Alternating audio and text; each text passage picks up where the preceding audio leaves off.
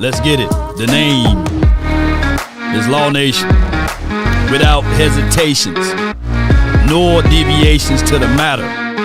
Be sure, and I mean just that, be sure to smash upon the like button. The name is Law Nation. Come on, baby. Ready? Run from it. Destiny arrives all the same. But now. And now it's here. Or should I say? I am. Come on. If one thing we all adore, something worth dying for, there's nothing but pain. We stuck in this game, searching for. Come on. Come on with it, baby.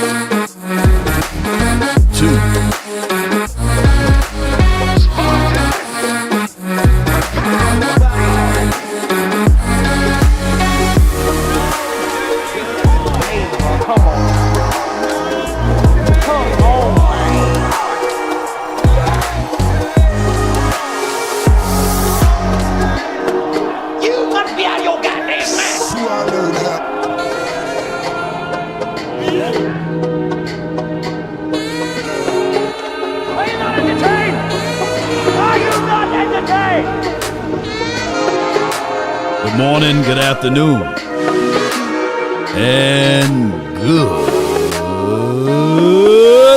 evening. Come on, baby. Come on. The world's longest intro in the land. Come on. We need this. Jesus, this is your humble servant, Lord.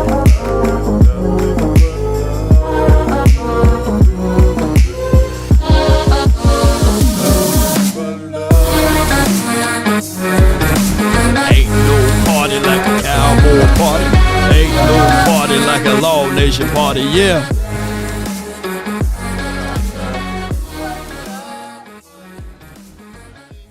Happy almost New Year to all of you all that's tuning in to the nation. The name is Law Nation. Without hesitations nor deviations to the matter. Appreciate each and every last one of you all. The house for Mad Max Crosby. I'm seeing y'all, man. Oh, my goodness, I'm seeing y'all, man. Let's go, Cowboys Nation, man. Look, give me Max Crosby and let me order some other stuff. Oh, my goodness. Oh, my goodness. It is you. I cannot believe it. Oh. Greetings. Greetings, Your Highness. Yeah, this intro is brought to you by Law Nation Sports, Frenkel and Frenkel personal injury lawyers, as well as Sleeper. All right. So I know it's been a second since I talked to you guys live. We did the conversations for the nation yesterday about Brian Flores, right? And we know Mike Florio. Him and Mike Fisher, boy, them must be Siamese twins at some time. So, no shade at Mike Fisher. Shout out to Mike Fisher, by the way. But what I'm saying is that those guys are cut from the same cloth to a degree, because at some point and at some time we would like to understand what they're trying to say and articulate the fact that, hey, these are things that could happen. But in actuality, it is difficult. It's difficult for us to go into the postseason without drama for your mama, without stealing and scraping headlines. This is what we do, baby. So at the end of the day, it is for what it is. Law, what happened to Attack on Cowboys? I don't know, man. Y'all got to go out there and reach out to what's going on there. I hope all is well. By the way, we don't want to wish anything ill will upon anyone, but I can tell you that we got one more game to go. We're going to talk about the defensive coordinator looks and things of that nature of what we should do. But first and foremost, just listening in to a few people on their thoughts about Matthew Eberflus, I think that we wasted this entirety of the year based off of politics. based off of feelings, based off of the passive aggressive nature. There's a guy by the name of McClay. Shout out to my brother. He did a great piece, and I just shared it on my, I want to say, Twitter. Let me go to my Twitter page, and I appreciate y'all. Appreciate you, C. Bass. Thank you for jumping in. And let me see if I can go here. Appreciate all of you all. And who else we have here in the building? Appreciate you. JV Boy, thank you. Can y'all do me a huge, gigantic favor? I'm talking about a favor bigger than the Shaq Feats. Hit that like button, share this content. I know. Defense been one of those things, man. And this bipolar weather in Dallas is crazy. It was 82 degrees yesterday. Now it's 30-something degrees today. So Dallas don't know what to do. Even in the city of Dallas or the state of Texas don't know what to do, because that's just how it is. You know, on one end, you be having the hottest Christmas ever, and now we might have the coldest New Year ever. It's crazy. But we got a super chat before I get to that point. Let the AI speak. Appreciate y'all. Hawk, smash the like button for me. At Decoy Owens 1436 $5. What is the point of getting a grade a defensive coordinator when the players can't even do the basics like tackle properly? Well, that comes with the coordinator. Yeah. That come with the coordinator. We have to understand too that two things can be true, and I love the super chat, by the way. I thank you so much for the support to help the nation. Now, even though we're heading into the off season, and y'all know how that goes, and Yeah, on paper. Yeah. We heading into the draft time for you, and it's always good because everybody is technically undefeated during the draft time, right? These are professional football players.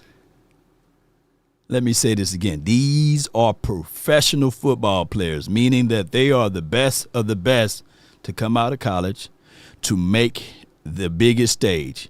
And there's no way that you can sit back and say, hey, this professional player don't know how to tackle, right? Let's just put that into the situation. On top of that, ladies and gentlemen, it would have been a different story if we seen Trayvon Diggs and Bland play like that, like they played this year, the entirety of their careers, and it would have been a different story. But the story is, we seen with our natural eyes Trayvon Diggs being a ball hog.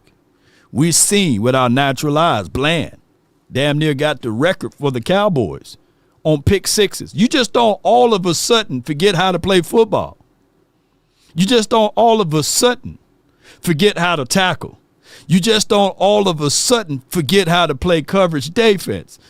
Because at some point, and I go back to this and I say this again, at some point at once a time, Nashawn Wright was here on his team. He only had 3 starts. He only had 3 starts here in Dallas. He's an all-pro this season. Lead the league in one of the top tier in takeaways. He didn't all of a sudden get those talents and these sorts of things. It took coaching to tap in to what he do best and elevate those things. Coaching matter. Goes all the way back to, I like to use this for reference, this movie called Coach Carter. The players that was on that basketball team was the same players the year before. All it took was one coach to see something inside of those kids and say, what is your deepest fear? You see what I'm saying? So that's what coaching's supposed to do. But just like a coach can elevate, a coach can also deflate. A coach can get stuck in his own ways and settled into a situation and saying what I say is the right way and what you all are saying is the wrong way. But when they was already doing it the way that they supposed to do it. Now, here's what I wanted to say with the time frames when we had great things in our way. In 2023, we didn't lose in 2023 based off of the talent and the skill set. We lost in 2023 based off of the lack of sense of urgency from the front office and not identifying with the personnel. There's only so much you can do as it relates to playing football in the National Football League when you don't have the personnel. We were taking pieces as it relates to a safety and putting them at linebacker play. We had a very low impact as it relates to, for us to have the interior defensive tackle. So we were missing two main ingredients in 2023, and we never rectified it. And that what came back to bit us. Because when you go to the postseason, everything is magnified times 10. Now, there will be some people that will say, well, all those are sets of excuses, which I can give you that because it is. It's still an excuse. But it's also the reality. Write this down and store this into your mindset. Do not spoil what you do have, because at one point of time, the thing that you do have was something that you moaned for, longed for, and always wanted, So do not spoil the things that you do have by desiring the things that you don't, basically. So when we looking at this particular situation, the Cowboys going into this particular offseason, don't do what we did last season. Matt Eberflus, read the room, Cowboys. Everybody in Chicagoland was angry, was upset, was tapping into the mindset of what he was trying to exemplify and said that it went against the grain. And not everybody's built to be a coach. Sometimes they burn out. And I think that that's what ultimately happened to Matt Eberflus. He got stuck in his own way and he got burnt out, and he been in that downward spiral for many of years, right? So, and every team goes through that. Yes, Kevin Porter. Yeah, Potter. And you know what's crazy? Oh, my God, you know what's crazy? The 49ers is picking the right time to get hot. Our nemesis, our real nemesis. Twin, somebody reach out to Twin. That brother's on cloud 9. That's our real nemesis. And look how they struggled a little bit. They had major injuries in every category. And this is a class example of what not to sully and denigrate. Brandon Ayuk didn't perform and didn't do the things since he got hurt or what have you. Still haven't been out there on the field. But watch out for the 49ers. Because even though they slipped, they didn't fall. Yeah, and San Fran, hostile, toxic Tom, appreciate you. Burner count 6469 is telling y'all the truth, man.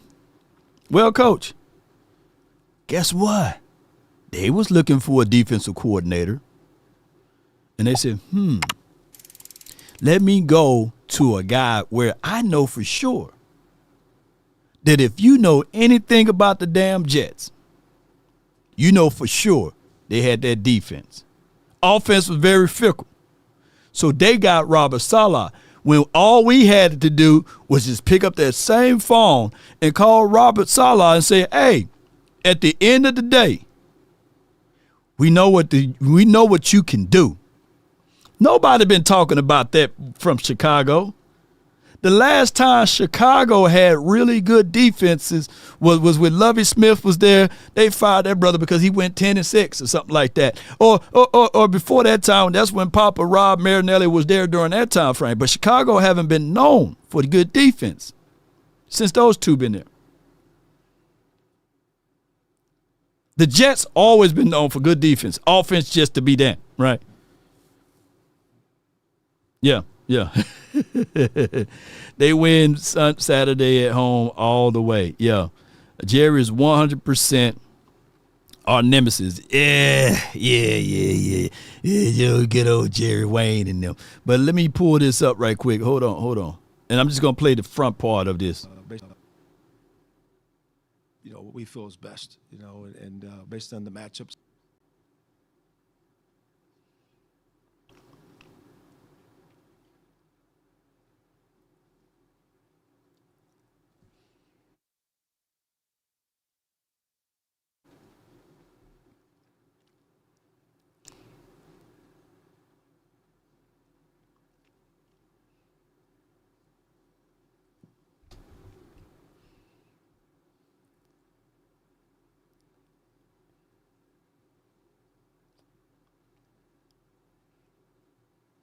All right, so that's my guy Okoye. Appreciate him. I wanted to share that with you. Got a super chat.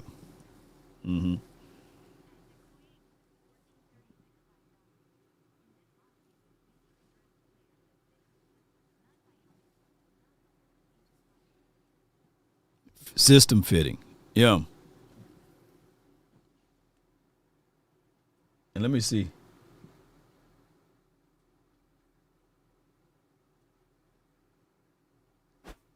Had to zoom in on your picture, man. I said, man, this ain't Okoye, is it? But you did Okoye Owens. Appreciate you. And I thank you so much for your super chat, fam. I had to zoom in on your picture, man. You do got the beard connecting, though. Shout out to the beard gang. Yeah.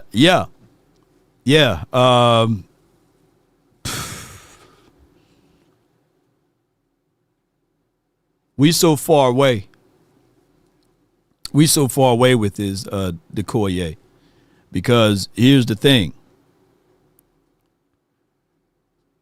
He said in this offseason, we need to draft players to fit our system, not by how they look and not by their collegiate popularity. Before you get to the draft, there are other series that we have to do and implement. What are those other series? First and foremost, you got to know who's your defensive coordinator is. Time out for waiting for the last hour, Jerry, and time out to rush. So you got to do what we call due diligence. Let me say this again. You have to do your due diligence. There was no audio on this video. Y'all couldn't hear this at all? Can y'all hear this at all? Let me see.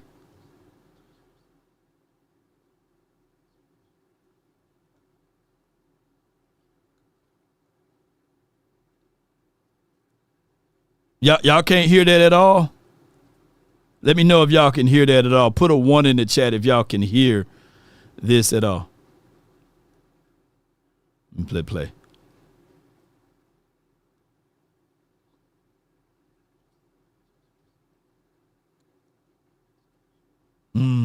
I see that it's not playing through the deal. Can't hear it. All right, so it's a snafu on OBS, and the only way I can fix this, I'm going to have to shut the OBS stream down and reopen it up. So we're going to shut this stream down and reopen it up because y'all won't be able to hear any of the audio interfaces, right? So can y'all hear that?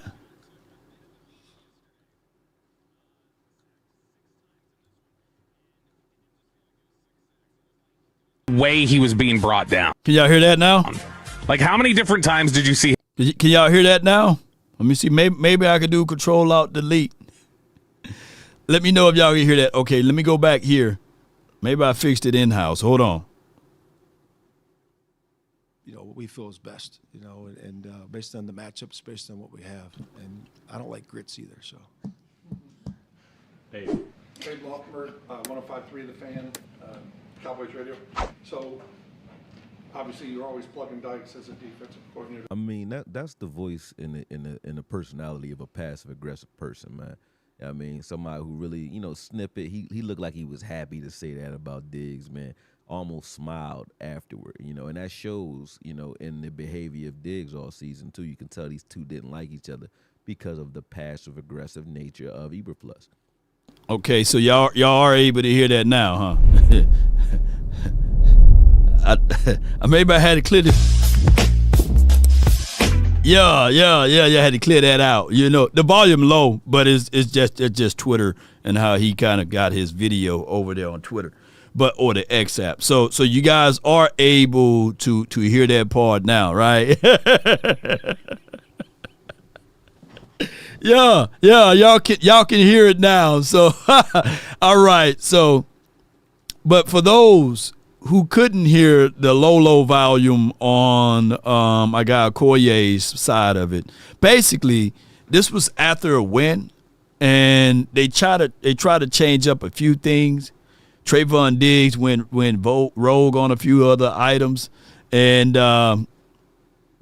clear out catch too. He clear out catch. Yeah. Oh my goodness! that. Yeah, I don't know why the audio went away, but it's one of those things. So let me go all the way back. Let me get this thing going. Eberflus is stubborn. Some people are like that. And lo and behold, you got Eberflus who's stubborn, and you got Jerry Wayne and things that's stubborn. You got the son of Jerry Jones, John Stephen Jones, Junior Jones, Jr. All of these people stubborn, so you ain't going to get nowhere, We the only ones that's sitting here watching every game. Yeah, man, we the only ones that love. Our biggest problem, and it's my problem, is the simple fact, and this is true story. My biggest problem and all of y'all biggest problem is that we don't like the Cowboys. That's our biggest problem. We don't like the Cowboys. And that's our biggest problem. We love this team. Man, we got one game to go, man, and we all sitting here trying to formulate opinions that we can throw out here to the media so that somebody can report on it, so that maybe, just maybe, it can change a small, slight notion of Jerry Jones to make the right decision. This could have all been nipped in the bud last season if he didn't rush himself and got Matthew Eberflus. If Jerry Jones, man, don't y'all know, man, the organization they made over $13 billion. I would have the greatest defensive coordinator, the greatest coach over here. If I made $13 billion, shoot, man, my team would never be talked bad about like that, I would have did my market research, and I would have gotten the best defensive coordinator that was alive. And I'll be sitting here 10 toes down, chest out, chin up, and saying, hey, my money longer than yours. I'm making sure that my DC we're going to be having the best defense in the National Football League. Shoot. But Jerry is not about that. It's all about being comfortable. Matt Eberflus was a comfortable situation. Schottenheimer, to a degree, was a comfortable situation. Don't y'all know that's what we're fighting against? And all we care about is just winning. We just want to win. We just want to see our team win. We fighting against egos. Write this down again. Edging God out. That's what we fighting against.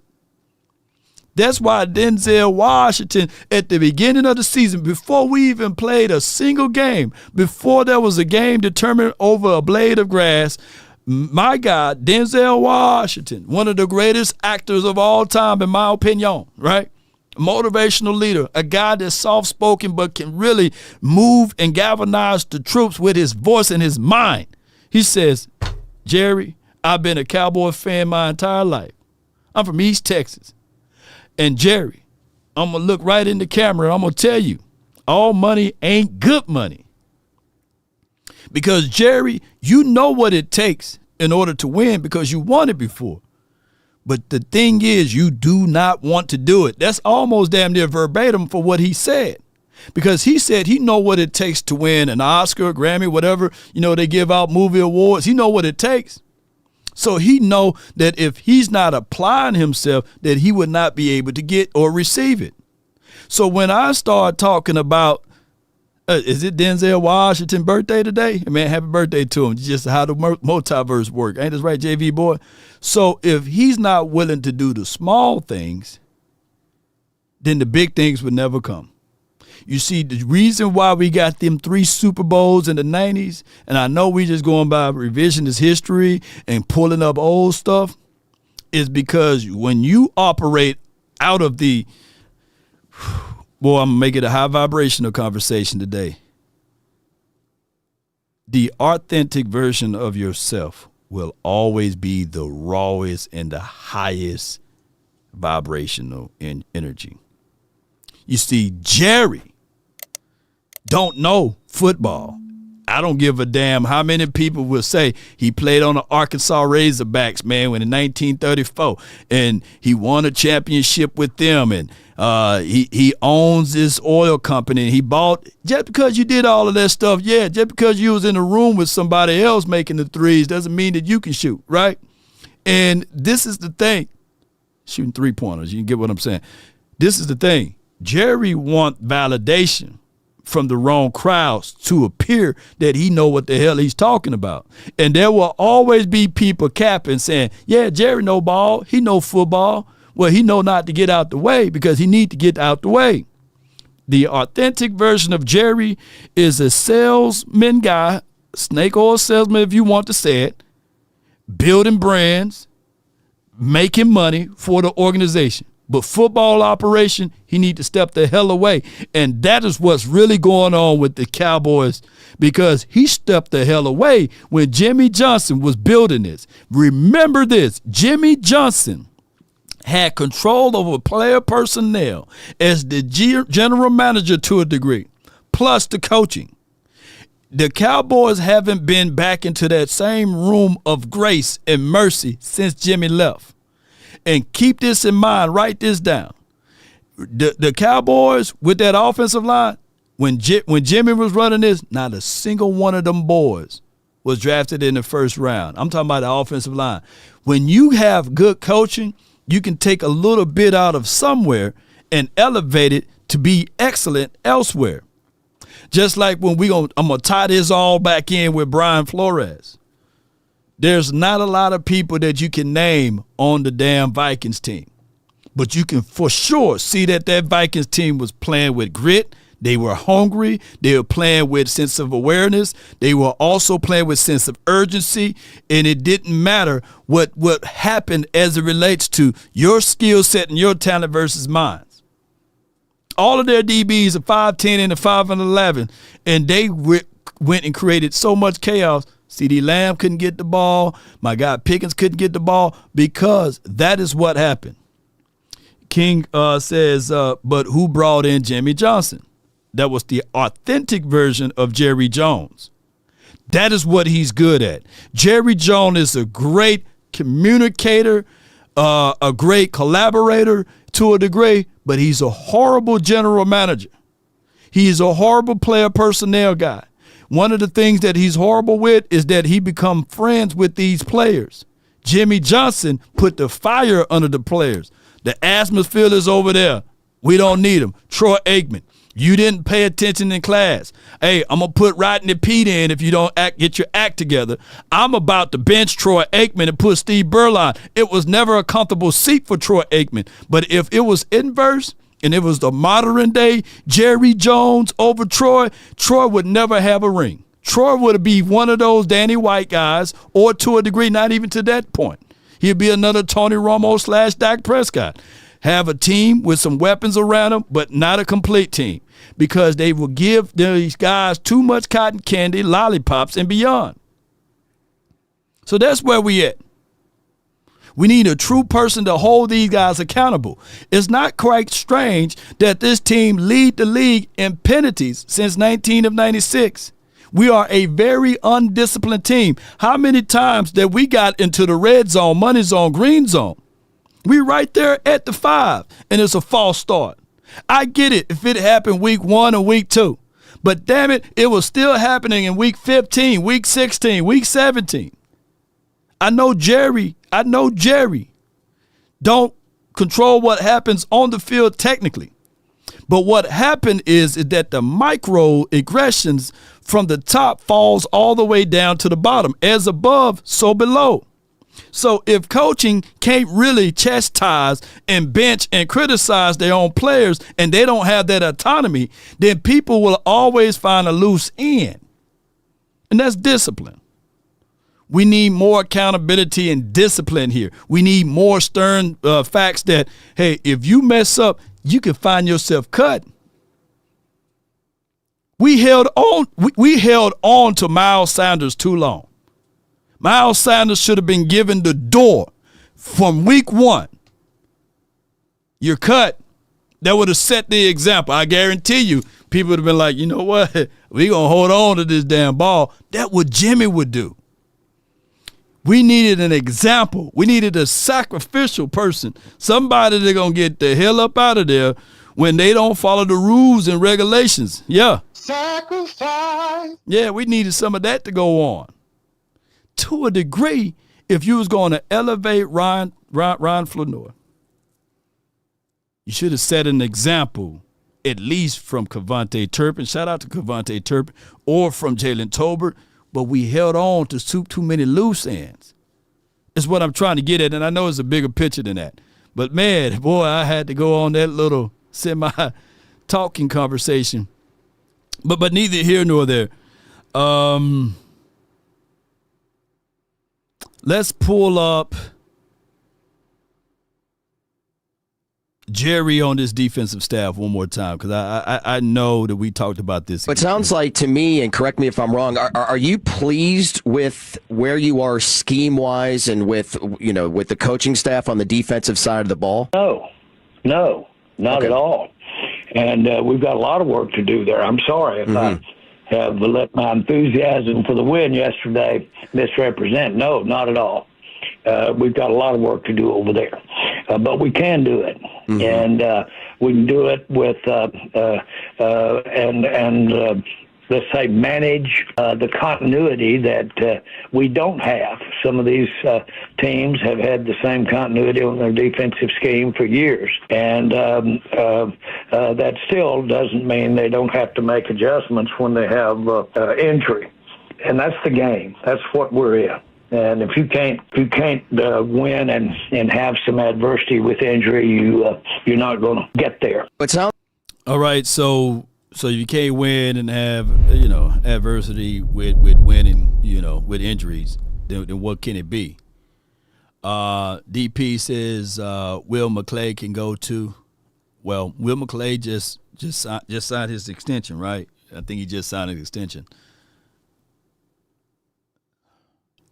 Will McClay doesn't have any autonomy. Will McClay is literally the Uber Eats guy. When you put in the order, he goes and he go get it. And then, you only designed to go where they instruct you to go. We want you to go to Family Dollar, Dollar General, Dollar Tree. Hey, can I go to Neiman's Marcus? Nope. Hey, can I go to Walmart at least? Nope. Come on, man. Let me go to Target. Nope. We got Dollar Trees, man. Sure, we got Neiman's Marcus. No. You can go to Ross. Maybe. That's just for what it is. He's the Uber Eats guy, or he the Uber DoorDash. He just go pick up the order.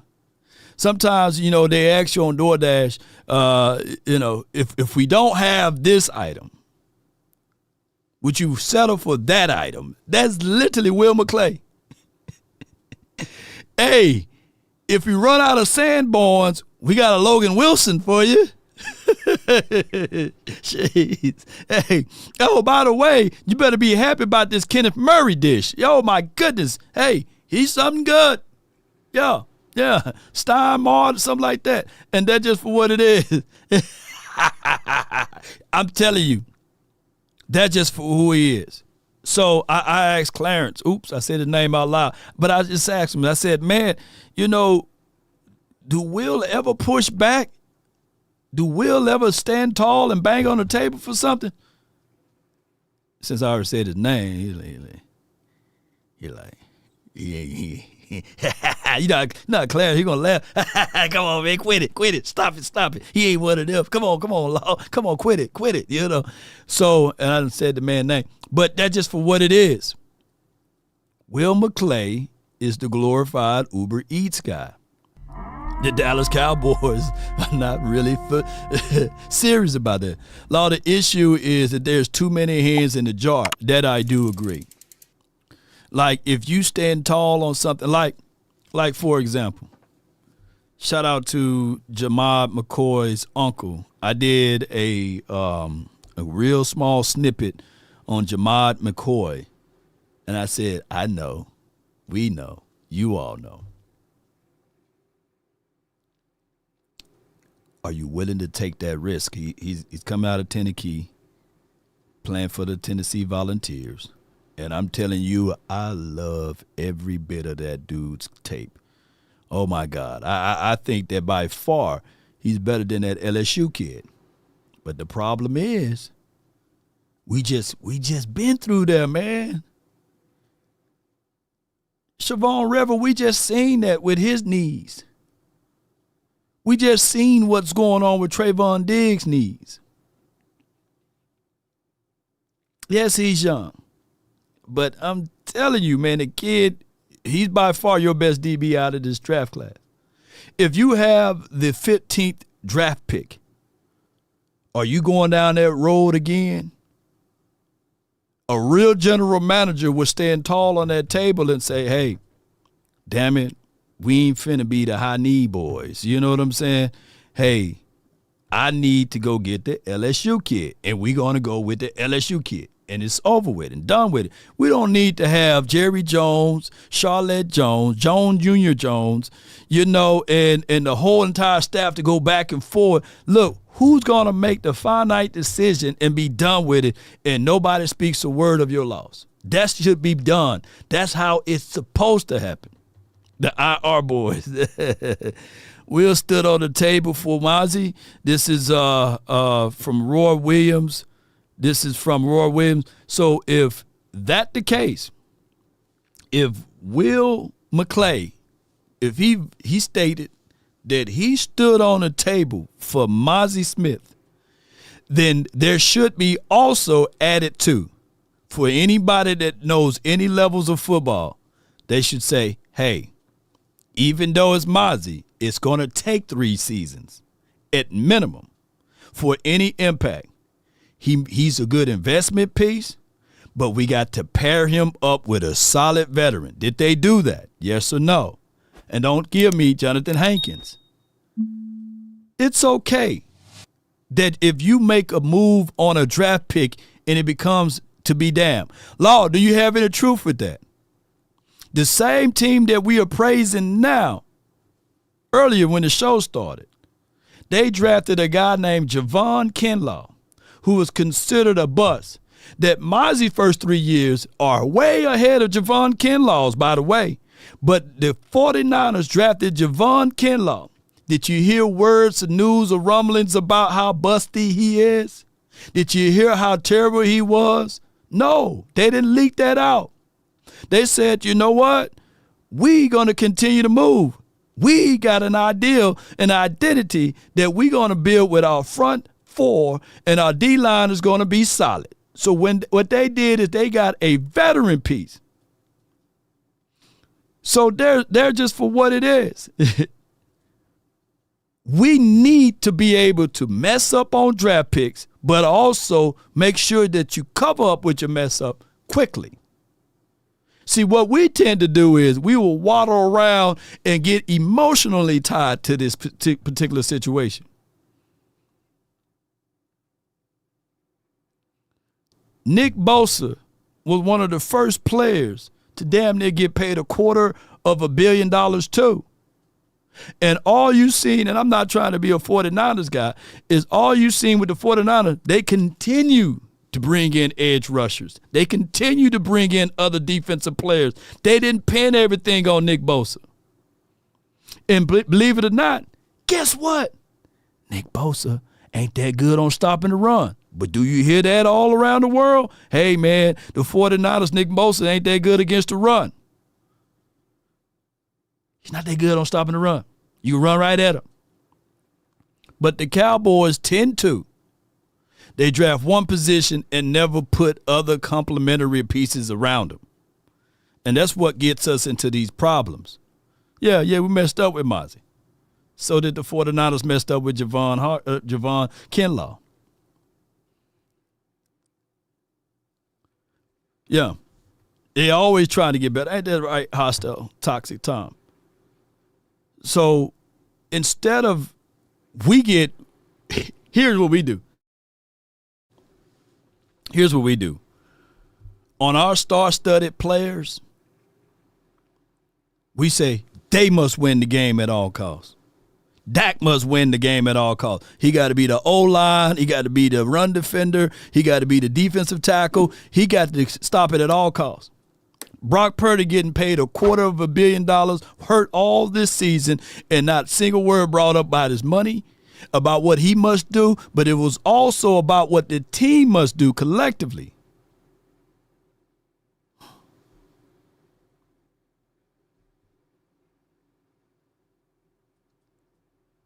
Jerry, on the other side of the coin, I think that your head coach, Brian Schottenheimer's play calling seemed a bit more aggressive yesterday. Went 6 of 6 on 4th down. The offense looked pretty good, and it seemed like he was willing to take more chances. What did you think of Schotty's play calling yesterday? Well, I'm smiling when you said looked like he was a bit more aggressive. 6 out of 6 4th down call. I've never heard of. I never thought football was. All right, let me see if I can find this. That was older news. All right, let's go. My theory, reckless theory, Bobby's here to correct it and clean it up. Mm-hmm. And I almost tweeted it, but I said I'm going to talk to Bobby first and check around. Is this a Matt Eberflus rebellion similar, and I have an analogy to go along with. Before they talk about the Matt Eberflus rebellion, same with Taco. That's the draft. It's a crap shot. Here's the truth about Taco Charlton. I think he had 3 sacks his rookie year, 4 sacks his second year, something like that. But he was still considered a bust. He was on the tail end of the first round. I'm not putting any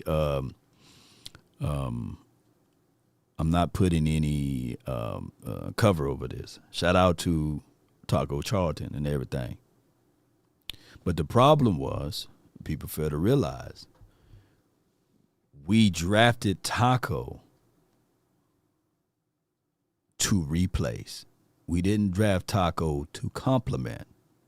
Keep in mind, the reason why we drafted Taco is because the Cowboys saw that it was a failure with DeMarcus Lawrence. DeMarcus Lawrence was a guy that got hit up with, some crazy injuries, even in his rookie year. Played subpar his second year, and then he got hit up with PEDs. He got hit up with injuries. And the moment we drafted Taco, keep in mind, he played in the same side that D-Law played on. D-Law had, 12 sacks, 13 sacks, Taco rookie year, because they played on the same side. And then the next year, they was like, well, we still don't believe in DeMarcus Lawrence because he was crazy. He was screw loose.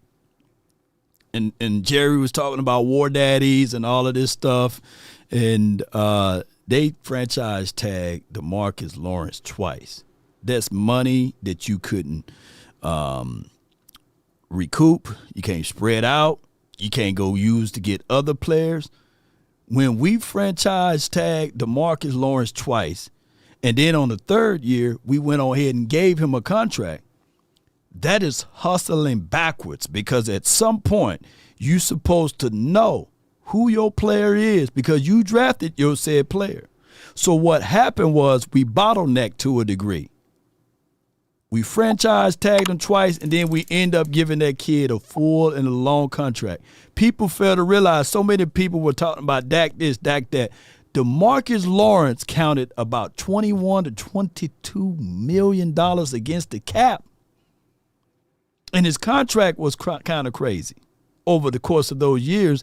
On top of that, with the slap of insult with your guy named, what's his name? John Stephen Jones. Yeah, Stephen Jones, saying that, hey, he ain't no Khalil Mack. And I'm sitting here saying, damn it, that's your Khalil Mack. You ain't going to get a Khalil Mack. We fought, and then a third of the fan base was so busy saying that D-Law ain't no Khalil Mack. How you think he felt about that whole situation? Now, he got paid his money. Yeah. He got paid his coins or what have you. But that is the finite problem with this team. It's like you said, upper management. And instead of seeing the problem and spotlighting the problem with tacos, we ridiculed the kid, we talked bad about the kid, and end up letting him walk for free. And he went to Miami, and I think that year he had about 5 sacks or something along that way in a forced fumble. So, and I know Taco, his biggest problem, Taco Charlton, is that, the draft pick before him, T.J. Watt. T.J. Watt was just good, you know what I'm saying? Which we all kind of seen the tape for. But he had small arms, short arms. And we like, man, forget the short arms. We just need the results. Yeah, so it is for what it is with that. So we'll find out down the stretch of how we going to continue to draft players and then bash players 3 years in, 2 years in. Right? Outside of Tyler Guyton, because he's the only one we looking at like, come on, man. Normally the offensive lines we hit. But everybody we drafted in the first round since 2010 almost, we talk bad about them. I remember Ezekiel Elliott's first 2 games here in Cowboys land. People were like, hey, man, it's going to be kind of like bussy, man, because he ain't running like he was at Ohio State. Put Alfred Morris back in. I said, let the kid get his legs up under him, man. Literally Cowboy fans saying, put Alfred Morris in, man. He ain't fumbling the ball. And then on his 3rd game, Ezekiel Elliott did some crazy good things, you know. Yeah, Dak was a 4th round. Yeah. But it goes to show you that every first-round draft pick, you know, we get we get the hits of them. We don't like them after the 2 or 3 years. Yeah. But back to this conversation about what they're saying. My theory, reckless theory, Bobby's here to correct it and clean it up. Mm-hmm. And I almost tweeted it, but I said I'm going to talk to Bobby first and check around. Is this a Matt Eberflus rebellion similar, and I have an analogy to go along with it, to Mike McCarthy not playing Jonathan Mingo? Is this the same exact thing on the defensive side? McCarthy, hot seat. Jerry recklessly trades for Mingo. Gives away, flushes a 4th-round pick. Jerry wants to see Mingo on the field. We're out of it. We're eliminated. It's pretty dramatic there, Nick. Get him reps. Get him out there. Get him some plays. And you said that Mike McCarthy did not play Mingo. Yep. Matt Eberflus getting called out by Jerry on the show publicly. Dead man walking. Joke of DFW sports. Okay. That guy you acquired? That trade you made? Nah. Here's my own little statement. Here's my own little tit for tat after what you've been saying about me in the press. He's not going to play at all. I'm the linebacker expert. Don't tell me who's the better linebacker. My theory, my guess, my speculation, reckless, I'm prefacing it, Josh Clark, web team, is that Logan Wilson is Jonathan Mingo and Matt Eberflus is pulling and Mike McCarthy. My theory.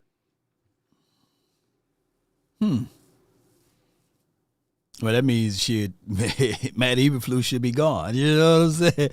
That's a direct violation. Yeah. Eric Stewart, go ahead and send me that $40, man. Yeah, go and send me that $40, man. I know you got it, bro. You know, and I know you got it. T.J. Watt is better than Taco Charlton. Yeah. we all know that T.J. Watt was better. His tape was better. His college tape was better. His get off, his bursts. The only thing that Taco had over TJ was longer arms, right? So a lot of people going into this conversation even with Ruben Bain. He got short arms. Tyrannosaurus Rex arm.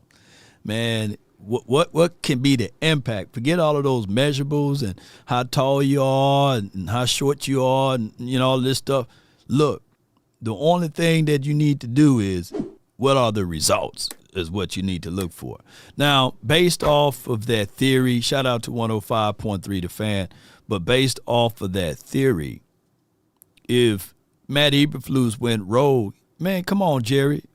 Show you got some cojones, man, and go ahead and fire the man. We don't need to see him calling the plays for the last week, We don't need to see him out there. We don't need to see Matt Eberflus calling the last play against the Giants. We don't. We definitely don't. Yeah. That Taco Charlton spin move was so trash. OMG. Yeah, that was the only move. That was his best move. That was his best move. That was his best move. He got beat up in that Washington game really, really bad. And look, if you want to throw him out there because he's competitive, whatever else, fine. You need to take him out after the first quarter, especially if the Giants are getting to him. If the Giants pass rush is getting to him, that was not only just getting hit a bunch. It felt like every hit was like twisting him down, and just like, I mean, there were like 5 different instances of like, oh, did he just snap his knee there? Oh no, thank God. Okay, he didn't. But, man, there were a few different times where he took hits, and I was just like, they'd cut to him throwing the ball away, and it's like, well, cut the camera back. Let me see. Is he getting up, or are we going to see him just laying there? So it gave me some pause. All right, so is it smart to start Dak in this week 18? It's not smart. It's not smart at all. It'll be wise to tell Dak and tell him to sit down. But remember, he playing for a different cost. But at this point, I do agree with the statement of, hey, sometimes coaches got to save athletes from themselves.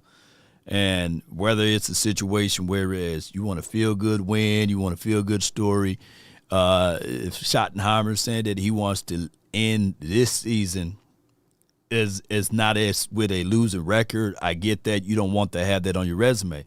Then this would be a good moment to prove that you are a real good coach, that you can go in with your backup quarterback and some of your backup players and beat the Giants. The Giants playing rough and rugged. They got something to prove.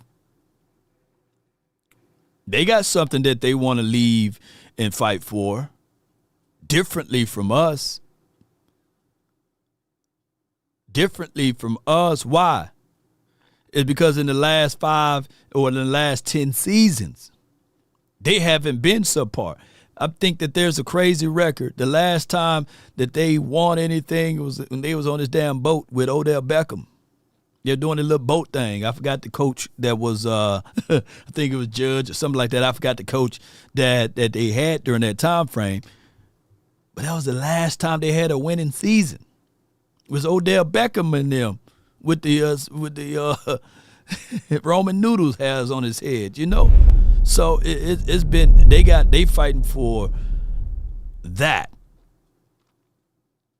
and I get it. You know, we all want to see our star-studded players out there, but in reality, if the Cowboys really want to really see what they got out of this team, this should be evaluation. This should be the Mingo Bowl.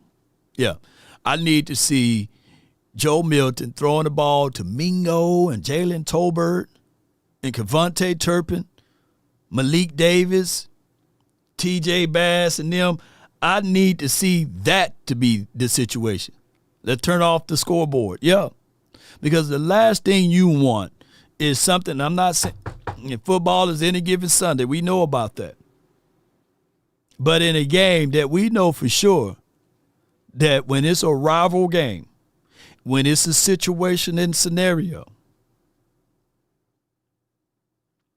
that these guys are trying to reclaim their name and fame, man, it'd take anything for Kevon Thibodeau or who's the other guy that's on that team? I think he wears number 0. All of them boys to come at your quarterback. If you think last week defense was bad, talking about the way that they got to the quarterback 6 times, this defense is better. So, yeah, somebody said, I don't need to see no more Jalen Tolbert. I only want to put Jalen Tolbert out there so I can at least try to get some trade value up in there, you know? I at least want to see an elevation of Trayshawn Holden. Somebody, Burns is his name, appreciate you. Dexter Lawrence, all of them boys. Yeah, this be like if you want to see something, yeah, the rookie can play. What's his name? 52, Tyler Booker. This be a good rep for him. Yeah. Yeah, you don't want, and I don't know if Burns playing and all of them boys, you don't want to play against a team that despise you and spit upon you and want to be in your shoes. And they got nothing to lose but everything to gain. Come on, man. Let me pull up that lineup. Yeah, Banks, Phillips, they got Abdul Carter, he needs some good tape. Dexter Lawrence, Burns, Darius Alexander, Bobby Okorike. Yeah, it will mean more for them than us.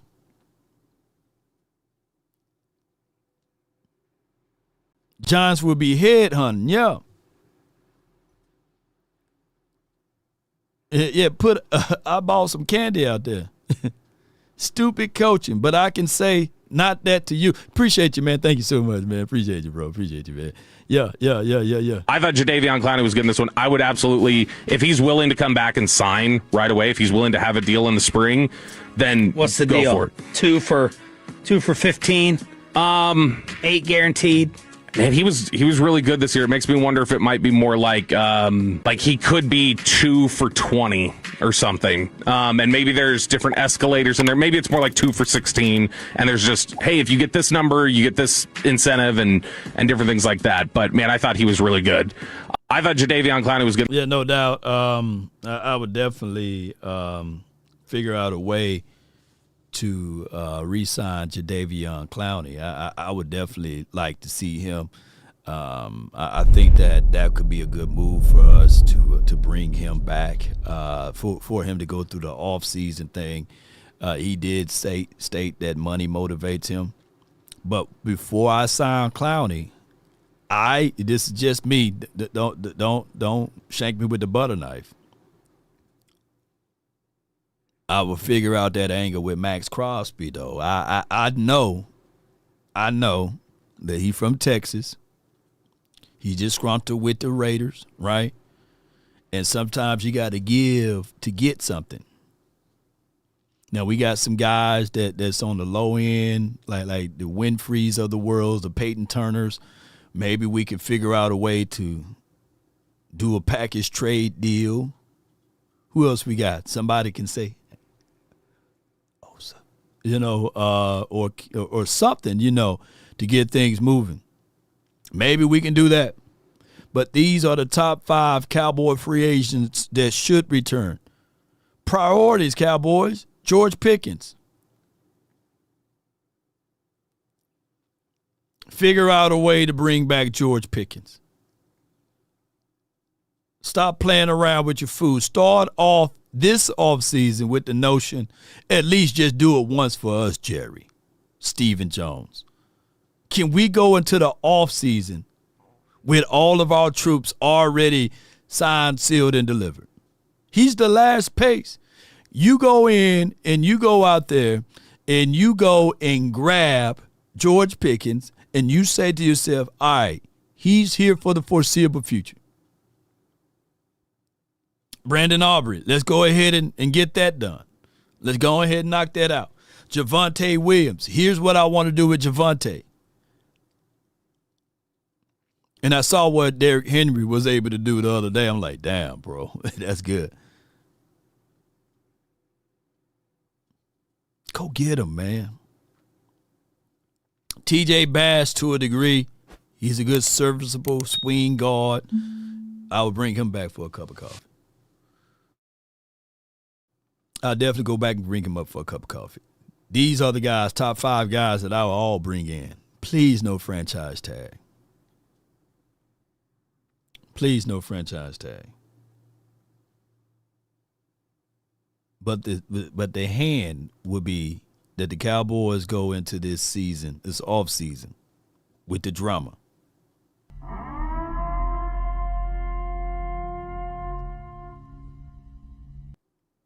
At P. Norman $868.5. Law where you get that chain lock from thumbs up okay sign thumbs up okay sign.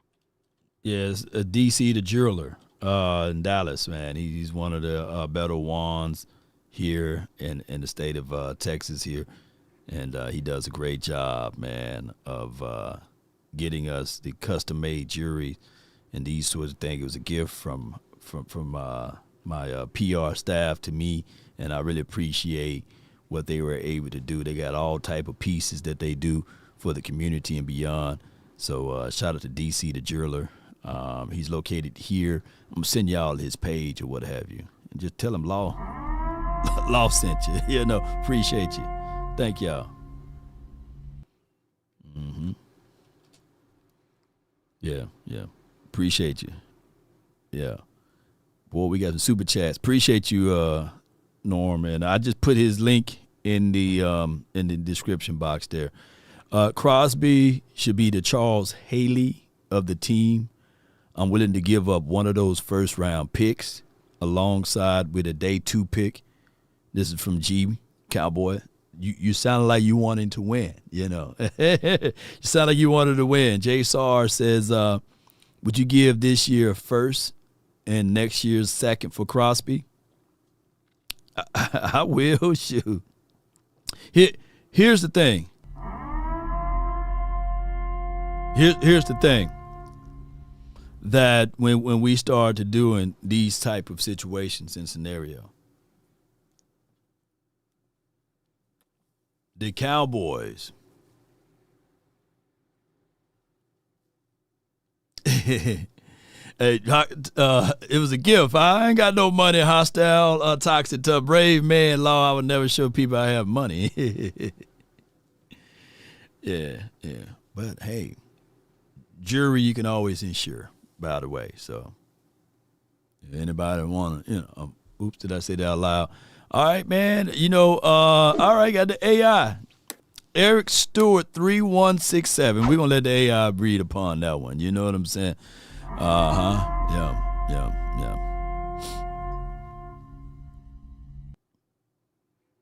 At Eric Stewart $3,167 19.99. This is a payment installment law. I'm good for it. It clearly shows that the Cowboys should have kept Micah Parsons. The Clark situation didn't work out. Oh, so you giving us advice over there on the Eagles land. Now send me 20 more, man. I know you got it. New Year's right around the corner. 20 more, man. Yes, indeed. Yeah. I think that, we are an emotional team. Yeah. We are an emotional team. We operate out of emotions. Getting rid of T.O.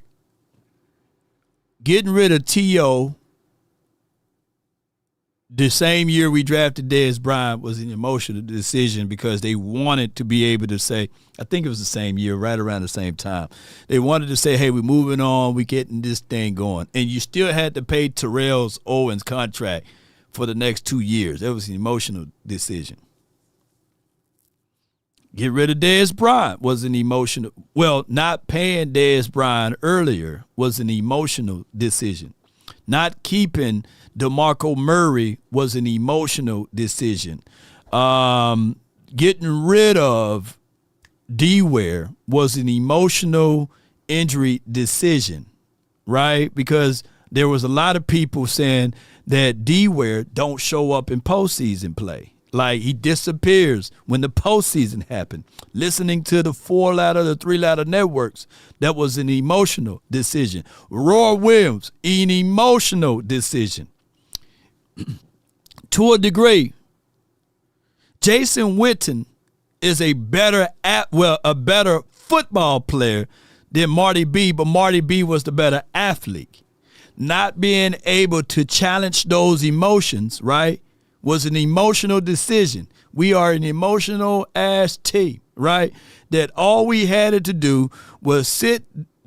Think about how that damaged the team. We got nothing back in return for Terrell Owens. We got nothing back in return. You name me a star-studded player, I'm going to name you something that we get nothing back in return. We got nothing back in return for D-Ware.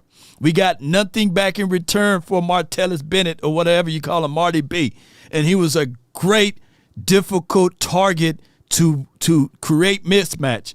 But we decided to lean on the operations of comfort with Jason Witten, right?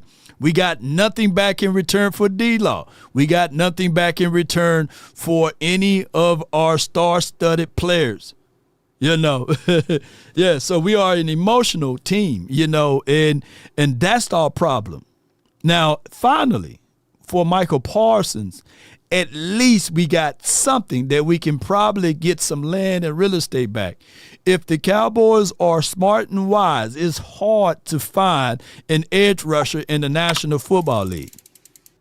Right? Think about how we covet. Think about how we covet certain things here. Even when we were doing draft film breakdown and analysis, we were talking about the fact that, hey, the George Kittle kid, he'll be nice here. But we were so emotional about Cole Beasley, that we drafted Ryan Switzer so that he can be the replacement of a Cole Beasley, right?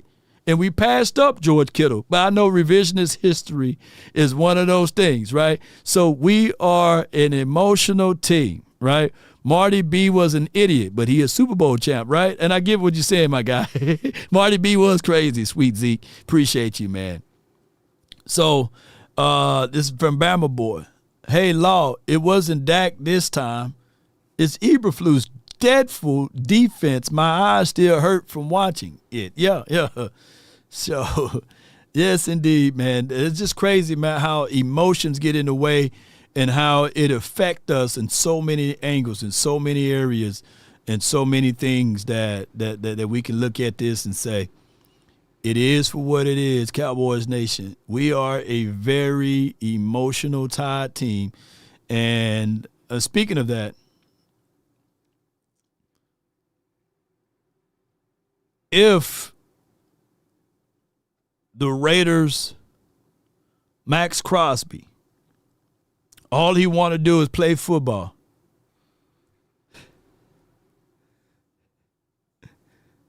Let's listen to this story. I don't care what anybody says.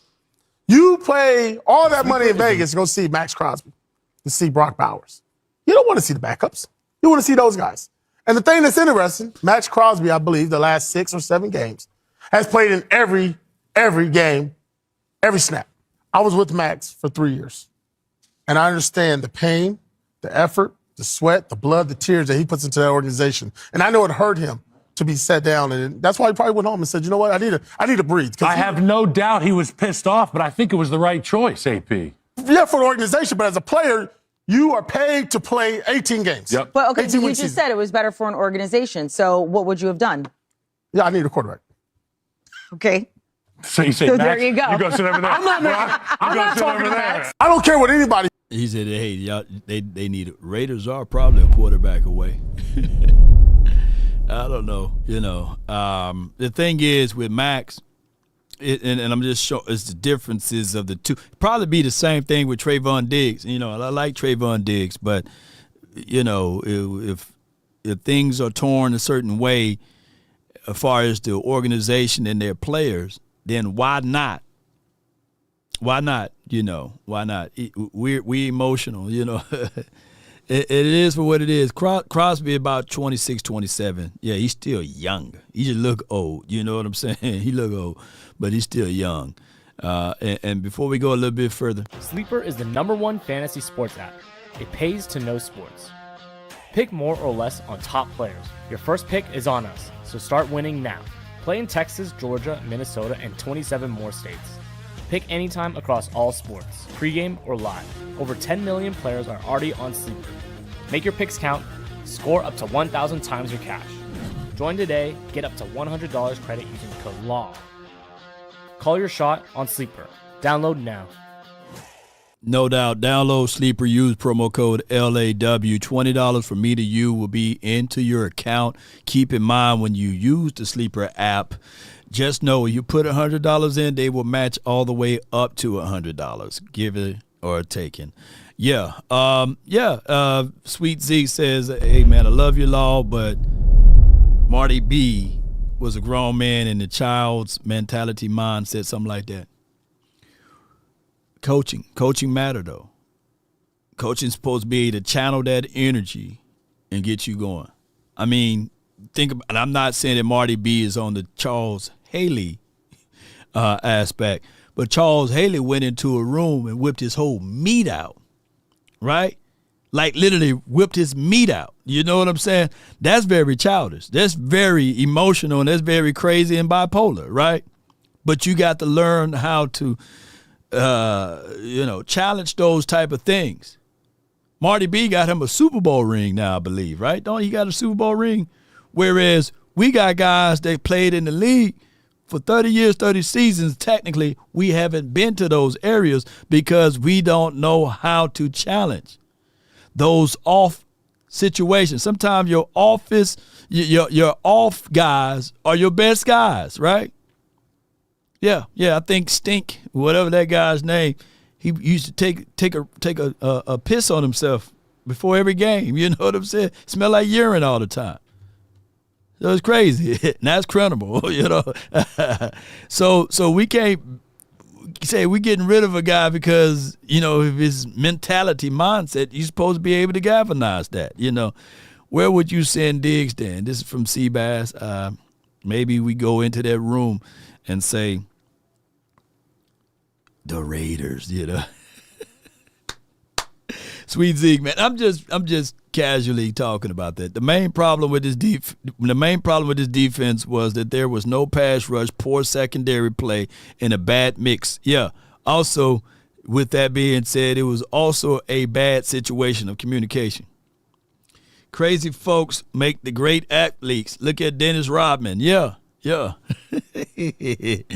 Yes, indeed. The NFC is wide open. The 49ers, Seahawks, Eagles, Rams, Packers, Bears.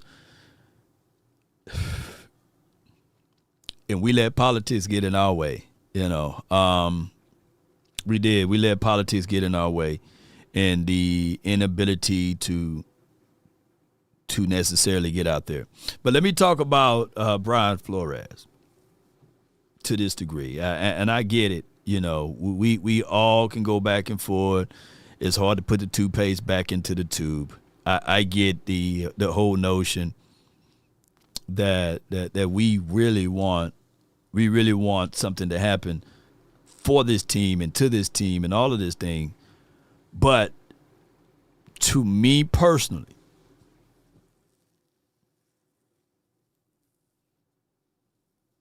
Jerry Jones,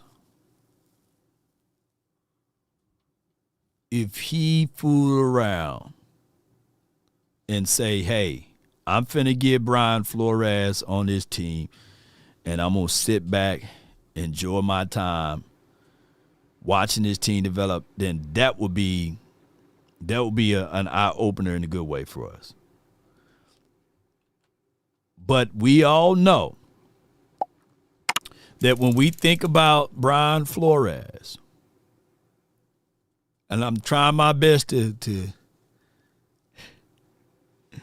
play around the edges of the conversation.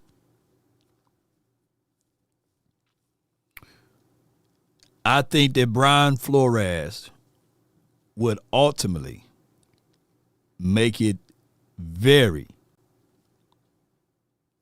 uncomfortable for the Joneses. If the Cowboys are serious about winning, and if the articles and all of that information is correct, and if Jerry Jones go out there and pick up a Brian Flores, despite all of the things that we can think about of him being here as your DC, on top of that, knowing that the Vikings want to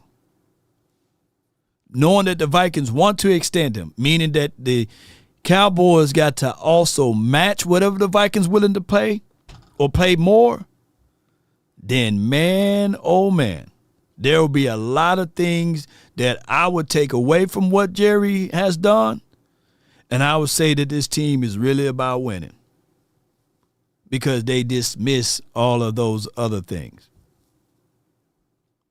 It'll be an eye-opener for all of the things that we've been talking about, that the Cowboys like to operate in comfort. It'll take away the whole thing that not Dak Prescott, but Jerry Jones is willing to hire a brother for the melanated community to be leading of this particular team, one of the highest positions as it bestowed upon this, because the defensive coordinator and the offensive coordinator, these are high-end positionings. Now, DP, it's a pipe dream. Yeah, I feel you. I absolutely feel you. But we'll see. Only time will tell us that. Shotty is only making 4.5. Will they pay the DC more? It will be damn near impossible. Yeah. Uh-oh. It'll be damn near impossible. Let me see what I got here. All right, boom. All right.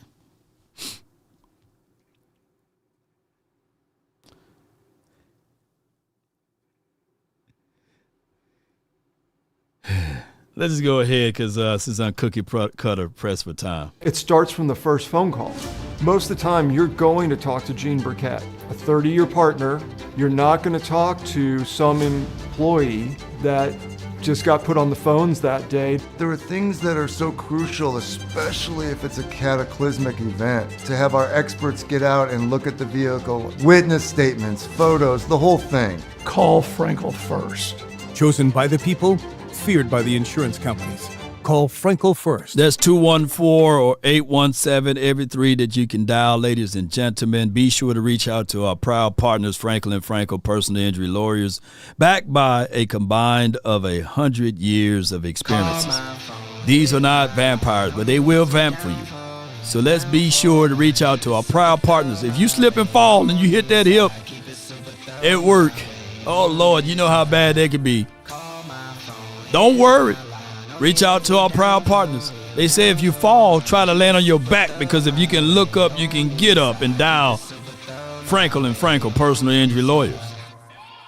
Now, if you can't dial that number, just visit FrenkelFirm.com. 657-390-7391 is the hotline for your mind. Cowboy Nation, let's get it. I got from the 201.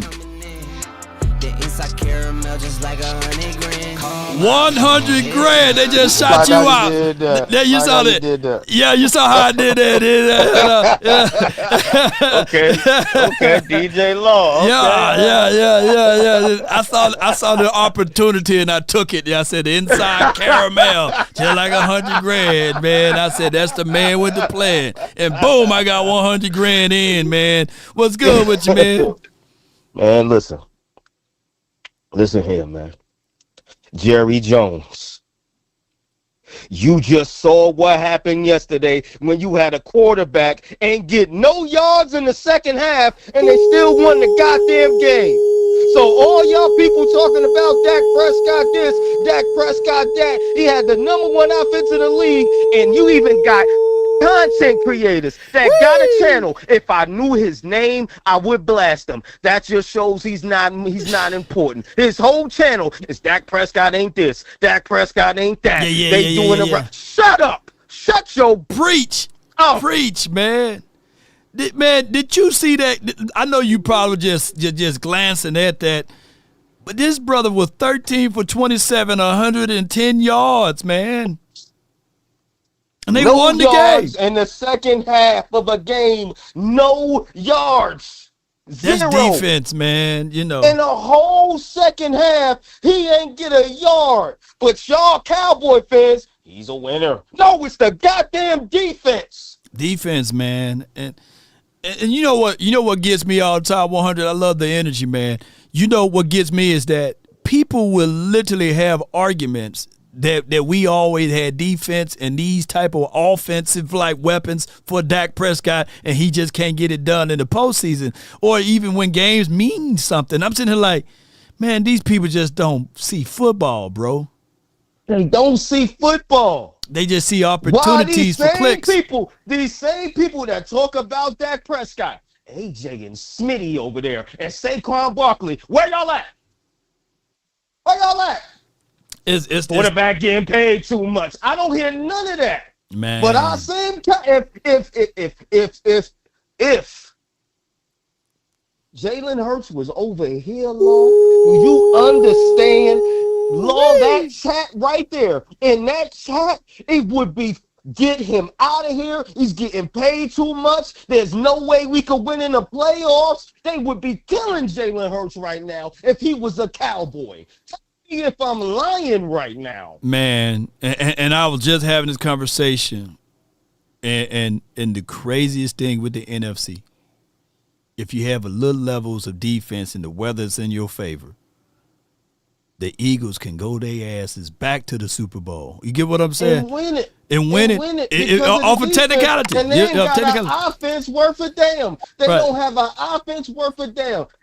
I'm telling people right now, the only team that can beat the Eagles is the Rams. The Rams could put up 30, 40 points. That's the only way. If you could put 30, 40 points on the Eagles, they're done. They're done. They're done, daughter. They're done. And it took 2 blocked field goals earlier this year. They beat the damn Rams, I believe. Yeah.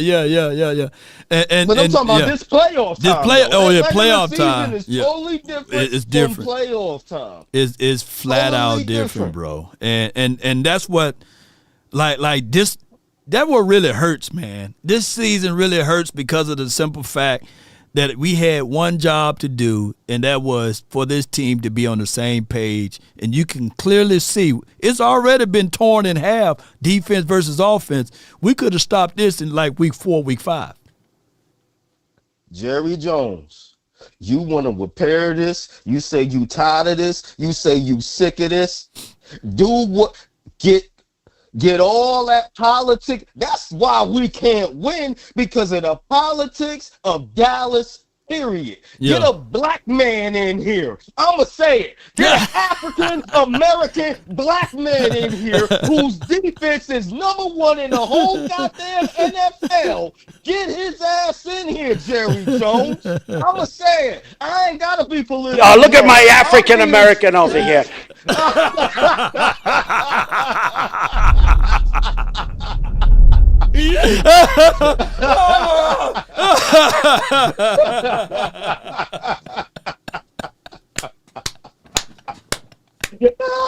Your hand's crazy as hell, man. Jeez, man. Oh, man. He said, get the Tyrones up in here, man. That's what it needs. Think about it. Al Harris was here. Success. He left. You went and got the other persuasion for the occasion in here, and the defense go down the tube.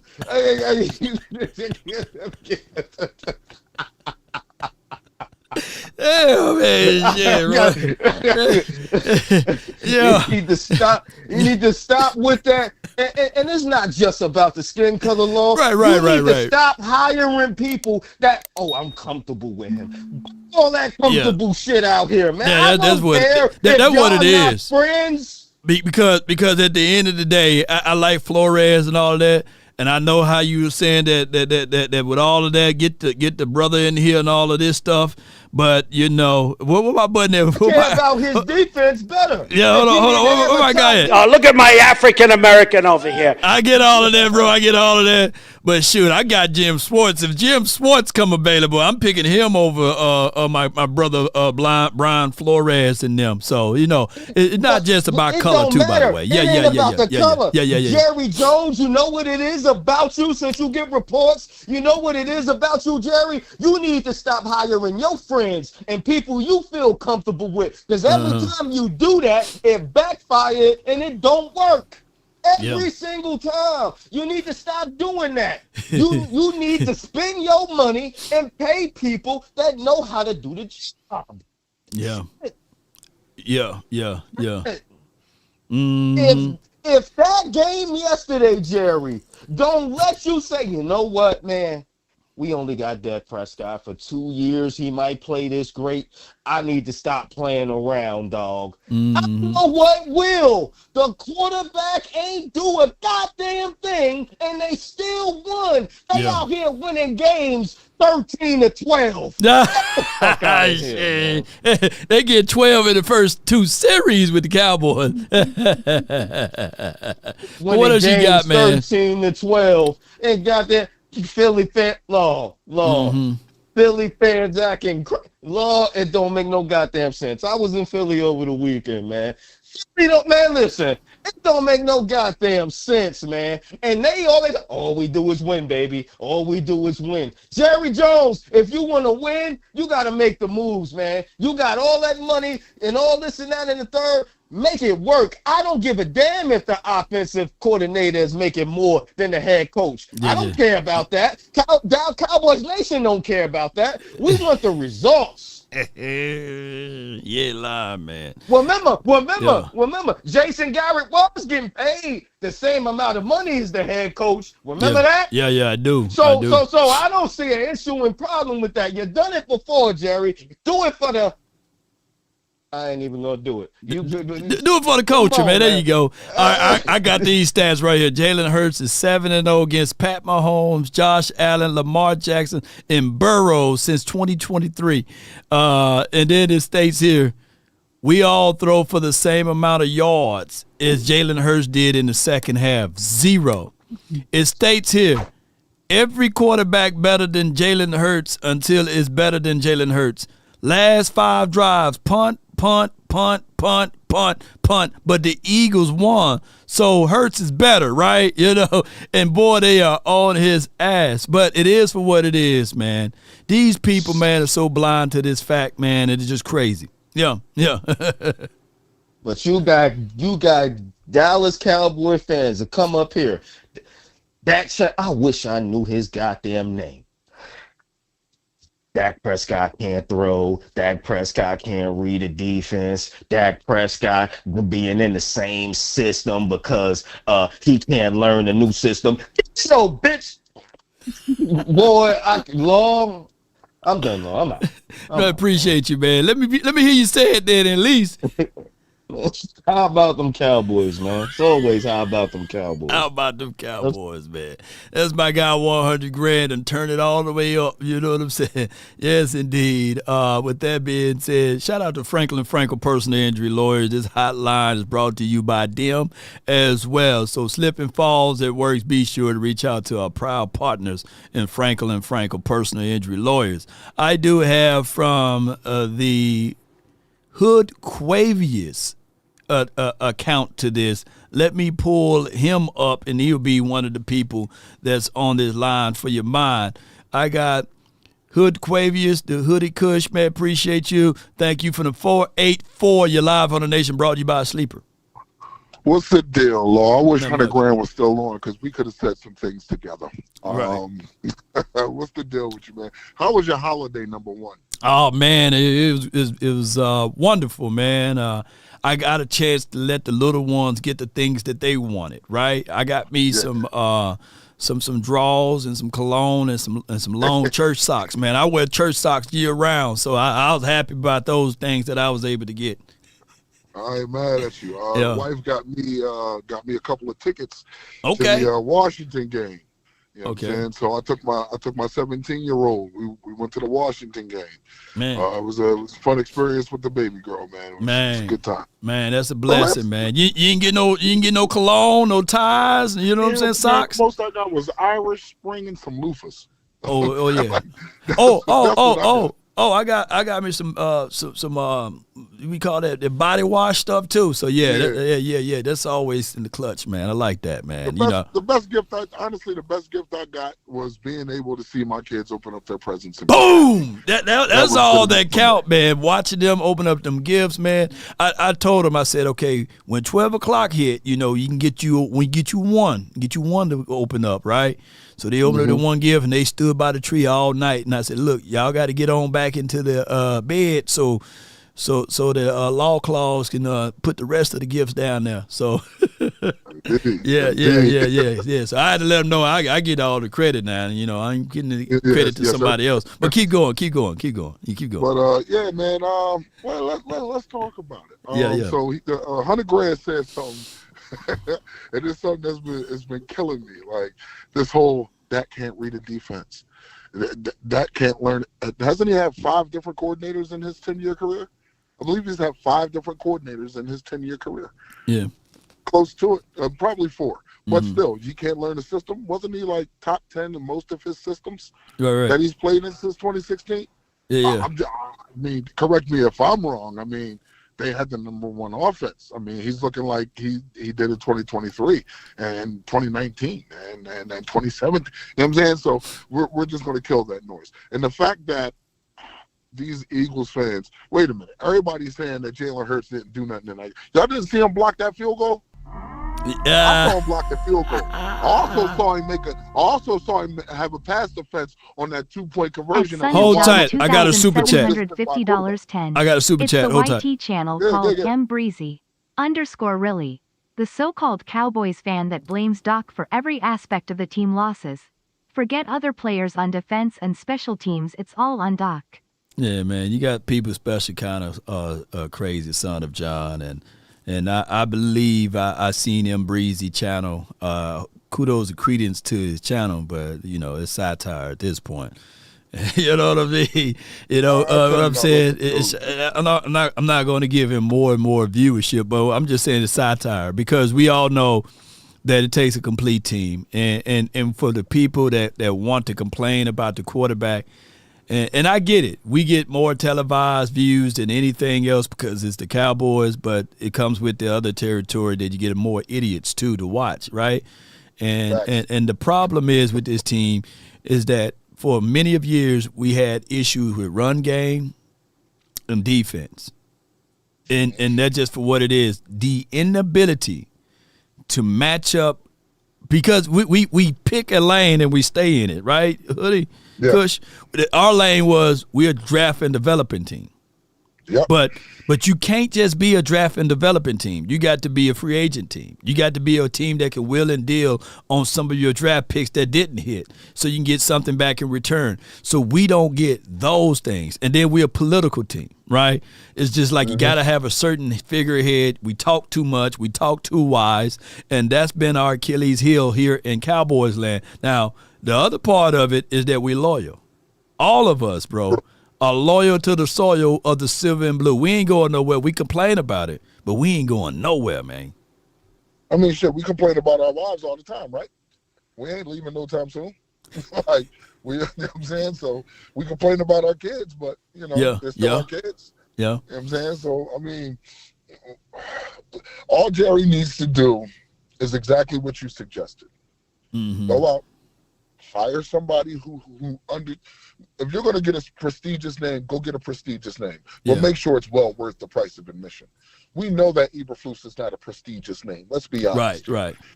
Then go out there and get a prestigious name. Go out there and get a name that's actually, you know, and then have the expertise to go with said name.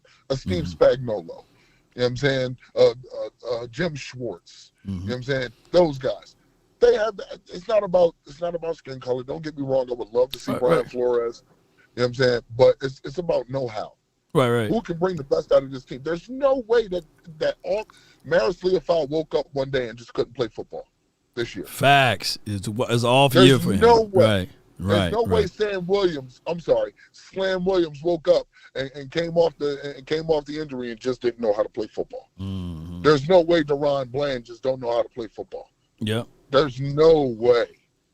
Absolutely. The Marvion Overshown. Since when? Yeah. Like, let's be honest. And then you got Kenneth Murray out there. Don't get me wrong. Kenneth Murray hasn't been as bad as people are saying. He hasn't been. But he's also not been very good either. Right. You know what I'm saying? Everybody's got to take their lumps on this. It's not just Flus. It's not just Flus. There is some blame to go to the players. But when you're talking about in totality, everybody all at once just becoming extremely bad. We have no Pro Bowlers. Yeah. One. And we just got him in week 10? I mean, it's crazy, man. After the Arizona loss, man. You ain't lying. But in closing, what else you got for me, bro?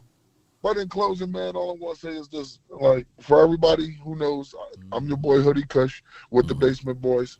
Come check me out. You can find me on YouTube, X. But in closing, I'll say this. I never had any hopes of going to the playoffs this year. I just wanted to be better than we were last year. And hopefully, if we get this win, we are one game better than we were last year, even with the woes. even with the woes. But with that, I'll take my leave. I'm at work anyway. So I'll get with y'all later, Law. You continue to have a blessed day, bro. Keep cooking. No doubt, man. That's Hood Quavius Cushiton, man. One of my guys here, man. That's Plants Over Pills and everything. So be sure to check out his channel, and he does a great job over there articulating the things that we need. This team, man, you know, we close but no cigar type of situation, but hey, that's okay. I got from let's go with the 518, and then we go for the 662, but 518, lay it straight. You're live on the Nation, brought to you by Sleeper. What's going on, Brother Law? How's everything, brother? Oh, man, everything is great, man. Everything is great. Yes, sir. Yes, sir. Hey, man, listen, you know what I mean? I just wanted to tap in and say once again how grateful I am to hear you bless us with knowledge.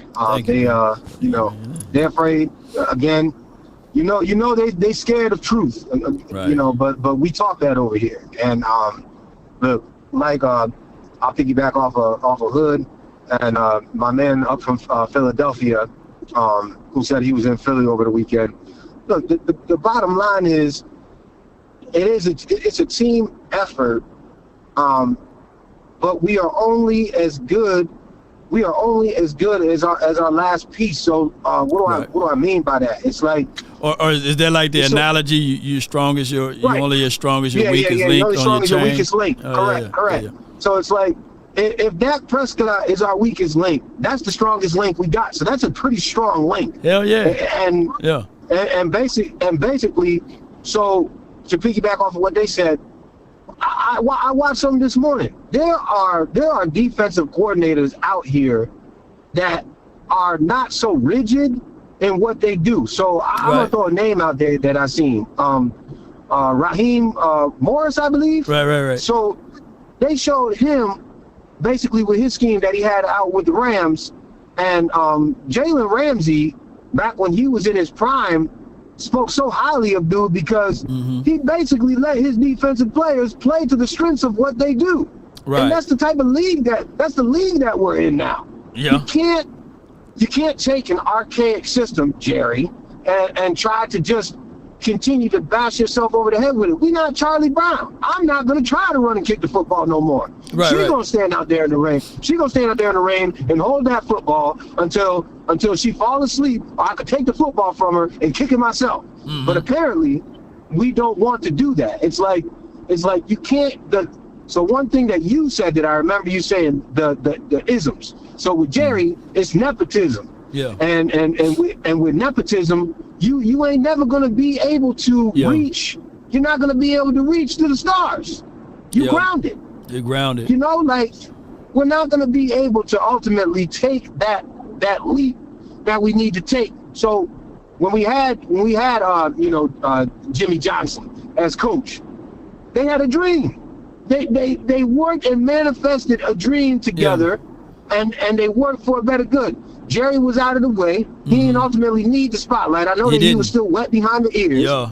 He was trying to get him up out of the red. You know, he's trying to operate in the red, trying to get him up out of the red. Yeah. So now that you have a product that got you so listen, Jerry is so comfortable. He ain't got to do nothing. He can sit back and let us, the consumer. This is what he want. Yeah. He want us to talk about him. He want us to bash him because he just sitting off counting his money.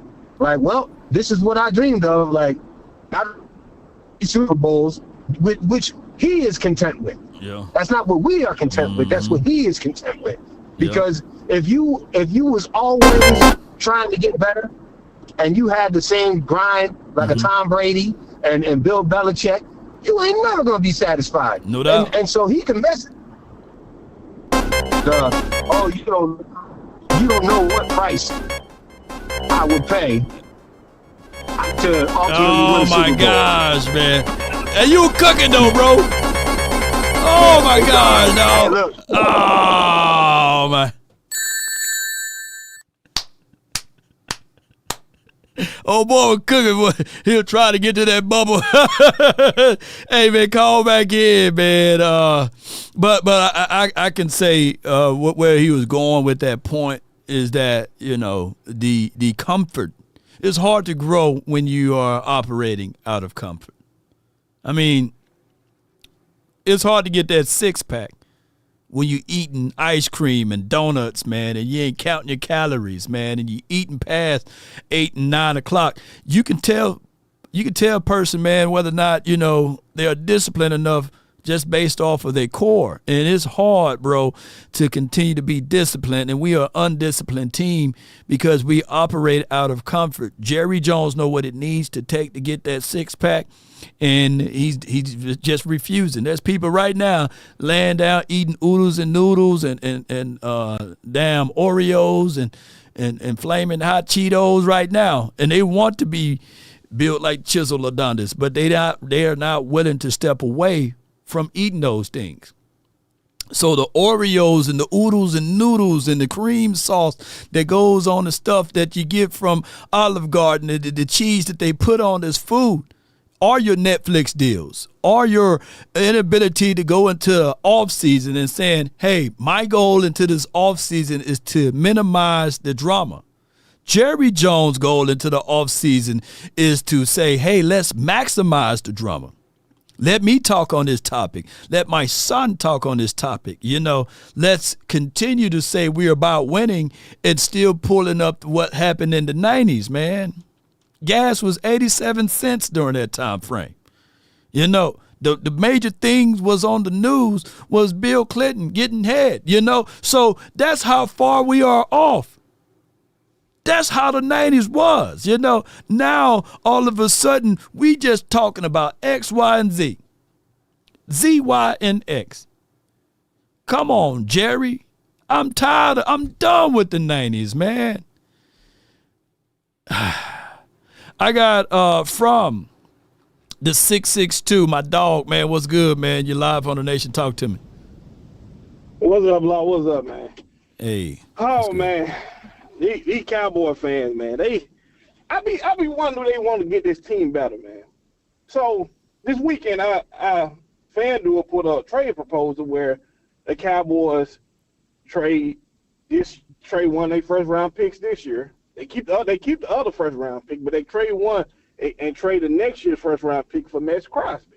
Right. And we get Max Crosby and we get this year's third round pick since we don't have a third round pick. And I put up there, I do that trade in a heartbeat. Right, and plus, I will align with Max Crosby, Quinn Williams, Kenneth Clark, Osa. Then you still got a first round pick where you can go get Sonny Styles with Overshown. You go sign Tyreek Woolen. He's a free agent from Seattle. He's from Fort Worth, Texas. You go sign him, put him on outside of Ravel, put Bland back on the inside, go draft a safety with that third round pick that you got. Man, you got a defense. Yeah. You see what I'm saying? And they were like, oh, no, Max Crosby too old. I say he's only 28. A player prime years is from 25 to 31 years old. Yeah. That's a player prime years. Yeah. You go get Max Crosby, when you still have Deck in his window. Son of John, hold tight. I got a super chat. Hold tight, I got a super chat. I hate to bring up that stupid Whitey creator's name, and we need to put the word out there to not click on his videos. These are the crazy people that bring our fan base down, and we are not delusional fans.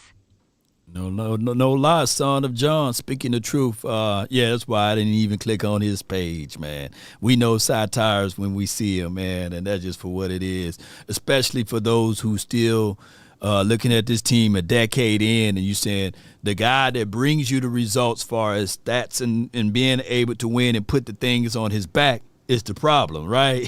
It's crazy, ain't that right, Will? You know, it's people crazy. Yeah, but it's crazy, and you can see the exact inverse. Like Stafford, I think the world of Stafford, live arm, just cerebral, good everything far as quarterback processing things of that nature, but was stuck in on the team that didn't believe in him in the Detroit. Right, got traded to the Rams, and they've been a playoff contender team every year outside of one, and that's because he was hurt a little bit, you know. So they're just for what it is. Yeah, well, yep. Mm-hmm. Yeah, and that's what I'm saying. They talk about save the draft picks. Man, Name me the best player we drafted since Parsons 2021 that became a stud on the defense side of the ball. Man. We missed on Mizey. We missed on Boss Man Fat. We missed on all these plays. Y'all talking about save these draft picks. Screw them draft picks. Yep. If the Rams haven't taught you how to wheel and deal a team, something wrong. The Rams taught you how to do it. They trade all their draft picks, and them boys still back in the playoffs 2 years in a row. 2 years in a row, man, and they dealing too. I like the Rams' philosophy and all of this stuff, but the Cowboys been off the wagon as it relates to their drafting. You know, that's something that, we've been terrible with. You just can't build a team. You got to do all three. You got to sign, trade, and draft.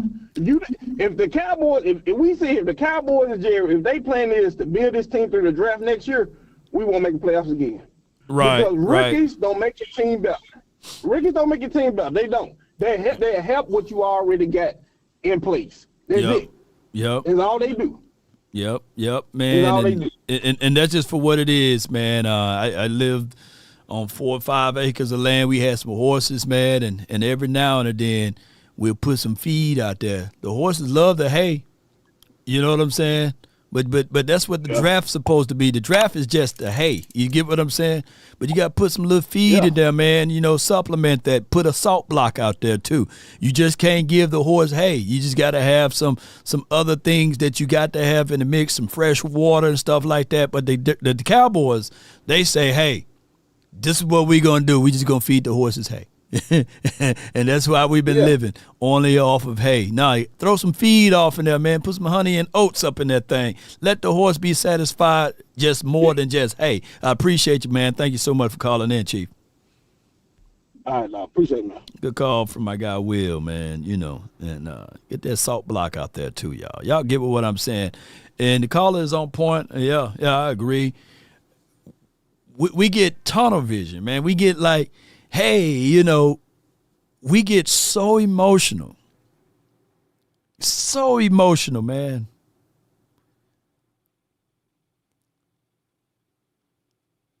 It hit me. I said this before. 2020 was a complete different team from 2021. There was nothing that we built from one year to the next. 2021 was a complete different team from 2022. We didn't carry over anything from 2021 to 2022. Offensively speaking, defensively speaking. 2 different teams, 12-5, 12-5, right? And then from 2022, there was nothing new to 2023. It's crazy, y'all. When y'all really look at it. When y'all really look at it. Complete overhaul every single year from 2020 all the way is the year 2025. Complete overhaul. Yeah, we got to make brick with the straws. We like the Hebrews, law. Yeah. And that's crazy, y'all. When y'all really dissect this, what I'm trying to do for 2026 is get into that narrow head of Jerry Jones and saying, let's not do a complete overhaul. Please, man, for the love of God, let's not do a complete overhaul. Let's carry over CeeDee Lamb and Pickens, right? And I know it's about 45 to 60% turnover in the National Football League. But let's not do the complete overhaul and expect us to win a Super Bowl. Let's keep something going. Now, the coaches get rid of their asses on defensive side. I'm just saying, you know. But let's figure out. We got it. Just hear me out.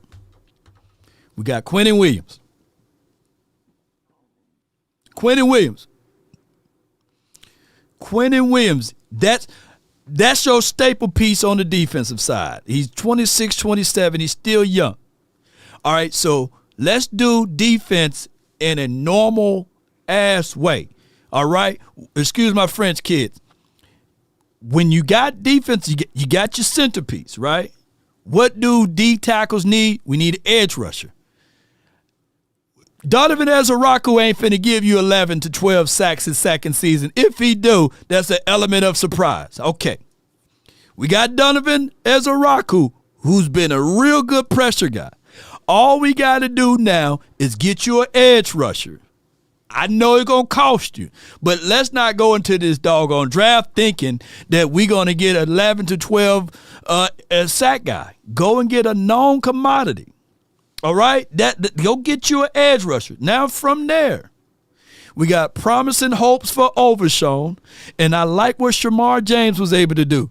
We got to put a whole incorrect grade for Mears Littlefowl because the coach you brought in didn't like him because of emotions, right? Yes, he was hot-headed. Yes, he hit a player after the whistle and all of this stuff. We don't know who the hell Mears Littlefowl is right now because he had an off season, right? Not due for the technicality that he can't play. It's due to the technicality that you had a guy that didn't know what he can do, right? So now what you got to do is get you a linebacker to complement, to add to what Quentin Williams is going to do, right? And now from there, you got DBs that you need and you got safeties that you need. Whoever is the new defensive coordinator, make sure that they evaluate what you already got before you go get another guy because we don't know. Josh Butler, they've been holding on to him like a loose tooth, right? Either you're going to yank the tooth or you're going to keep it in your mouth. What you going to do with that? That's my guy. Carson's, hey, now it's 2 seasons in a row. We don't saw like one flash play, and it was a PBU from Carson's in 2 seasons. So 9 times out of 10, you need to have somebody that's going to tell the truth about him. Can he play? Can he not play? You spent a 3rd-round draft pick on Siobhan Revel, who clearly wasn't ready to play. So whoever's the new defensive coordinator, sit him to the side to see what you absolutely got. If you want to keep some type of continuity and rapport with your safeties, make sure that whoever you bring in, don't try to put Donovan Wilson in coverage. There's been tape out since 2019 that he can't effing cover. He is a box safety that the year before had 5 sacks. Our sack leader right now have 5 sacks. So it's just for what it is. It's crazy. Cowboys, it's not that complicated. Believe it or not, I got from the 832 H-Town, get down. Russell, man, what you got for me, man? At the moment of placing the order, but that's not the way the process works. Russell, man, what you doing, man? What you watching, man? Turn on channel 12. For you to pay the full amount, enhancing the item is received. I'm being nosy now. We can proceed with the price adjustment. I really wish that we could provide you with an option like, when we provide you with the difference to go ahead and place your order. So then they just pay. She taking your money, man. Hey, Russ, don't listen to her, man. She taking your money, man. I got to walk away for the 972, man. What's good with you, man? Oh, what up? It's Walker. What's up, Walk, man? What's good with you, man? We got the money to do things. The problem is, I don't know if it's Jerry though. I think it's Steven. I think Steven has got this philosophy of not going out in free agency and spending money on great players. I don't think it's Jerry. I don't think we got a Jerry problem. I think it's too many people in the cookie jar in this team building. Yeah. And Stephen Jones is I think he's the main problem. He's said it in countless interviews. If you got to go out in first wave free agency, you're going to have to overspend. And my whole argument is, who gives a fuck? If a linebacker, if the best linebacker in free agency is going to cost you $14 million, you go get that linebacker, Steven. Yeah. If you need players on every level of your defense. The Cowboys need to sign the best player available on every level of the defense this offseason. No ands, if, or buts. Draft the best player available. They need to quit fucking around Go out in first wave free agency, load this roster, and let's go get this fucking championship. I'm tired of this bullshit. Come on with it, man. Quit it, Steven. Quit this shit. Do y'all want to win or not? Get it off your chest, man. Yeah. Speak it with your chest, man. Yeah. Do y'all want to win or not? Well, I mean, Dak is playing good right now. You cannot waste this because guess what? After Troy left, we were in quarterback purgatory for a while, Steven and Jerry. We're dancing with that same shit again. If we lose Dak, something happens. Injury, retires, regresses. We may not find another quarterback for years. Look at the Dolphins. They've been trying to replace Marino for fucking 25 years. Do y'all want to really go down this road? Yep. No, not us. No. We don't want to go down that road. No way. I don't want to go down that road. You need to push all the chips into the table, sign the best free agents on every level of the defense. 2 linebackers, Quincy Williams, Quay Walker, bring them in. I don't give a shit if you got to trade for DeMario Davis. But get Bobby Wagner in here. Trade for Crosby. Give me the best safety in free agency available. Go get me the best offensive lineman available in free agency. Quit Speak your mind. That's what I love to hear, man. Say it again, man, in closing. Say it again. How about them Cowboys? How about them, man? That's walk away, man. Speaking it. That's what I want y'all to do, man. Don't tiptoe around. Speak your mind like walk away, man, because at the same time, we trying to look for solutions here, man. We ain't trying to complain and yell at the moon all day. We looking for some solutions, man. Yeah. Hey, Tisha, talk to us about the 2 masters theories, man, because I know for sure. No one can serve 2 masters. Either you will hate the one and love the other, or you will be devoted to the one and despise the other. So who we devoted to? Is it Jerry Jones or is it his son? That's one of the problems. Somebody need to sit down and step down, right? I'm tired of seeing 4 interviews collectively. 2 by Jerry and 2 by the son, and maybe it's 4 in possible 6 interviews. Jerry talking, Steven talking, Steven talking, Jerry talking, Steven talking. And we just doing all of the talking. When we gonna get the results here, man? Are we the Cowboys or are we the talking boys, And that's all we've been doing, talking about this, talking about that you disappointed at your own hire. That's crazy. You disappointed in Matt Eberflus. You the one pulled the trigger on him. Ain't nobody told you to go out there and get Matt Eberflus. If you did your due diligence, if you line them up, you are a franchise that's worth $13 billion with a B, and you decided to pick Matthew Eberflus. You didn't even poll us, right? It's time for action. You know what? We tell the people, hey, stop playing in the streets. Stop playing in the streets. And the very much so thing, Jerry Jones allowed Matt Eberflus to play in the streets. You hear a big bump, he get hit by a car, now you gonna complain. No, you're supposed to been out there and looked at the tea leaves and said, man, they talking bad about you in Chicagoland. The defense, man, you got rid of Khalil Mack. You done traded it away. Damn, what's the guy named Roquan Smith?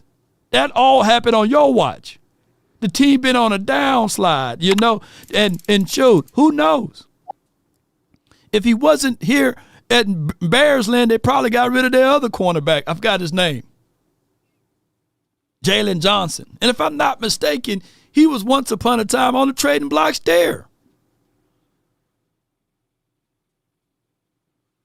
Say it again, Aisha. No one can serve 2 masters.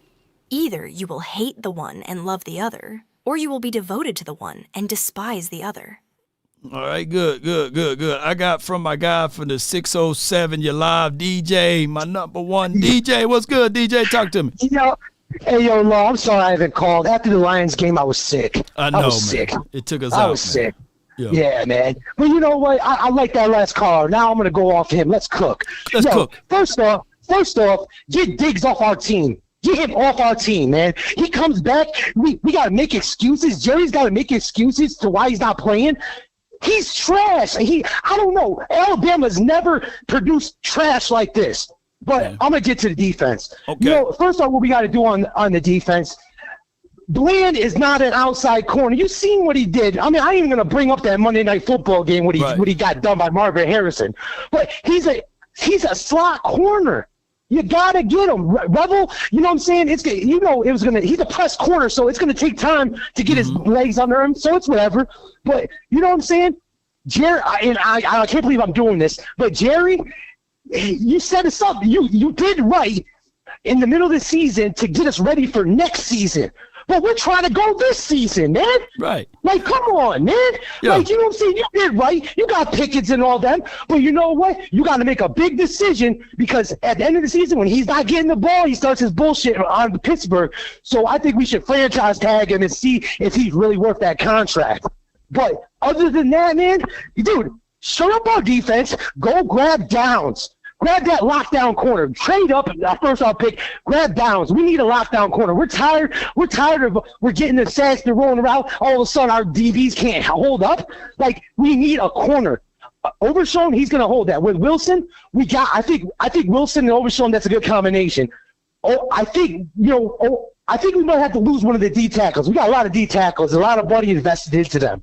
Yeah. But this all can come down if we get that boy Crosby. I swear, Lord, if we get Crosby, we fix it up. I think we're in position, bro. We're in position. Our offense is good. We keep Pickens and just show up our defense on the back end. We got the front, and that's what in the trenches. We figure the trenches out. We got the trenches. But we need that right tackle. Still, you're a bum. I'm just all over. I know you everywhere on this one, man. It's good, though. I know you just try to let it off your chest, man. But in closing, NFC Championship or bust or Super Bowl, sign Pickens. Let's go. Get this defense back, Jerry. We don't want to hear you on 105.3. We stop going to that station, man. We want to hear you want to win, bro. And stop having, and you know what? It's so sickening that there's more fans in our stadium when it's on Monday night when there's a game. It never happens like that. Yeah. So, Dallas, get it right, man. DC for life, Law. DC for life, man. That's DJ, man. Yeah.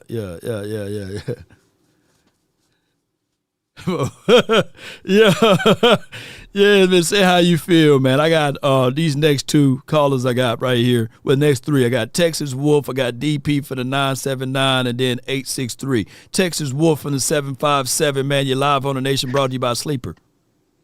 What's good, Law? Look, I done listened to DJ and Kane before me, and you know what? They all got a motherfucking point. Because I am not going to lie to you.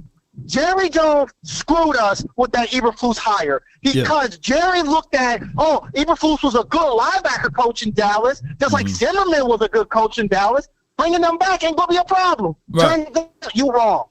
Eberflus does not make players better. The players make him better. We saw it in Indianapolis. The talent in Indianapolis made him better, not him. Right. He sucked in Chicago. He got rid of Khalil Mack. He got rid of all these great dudes.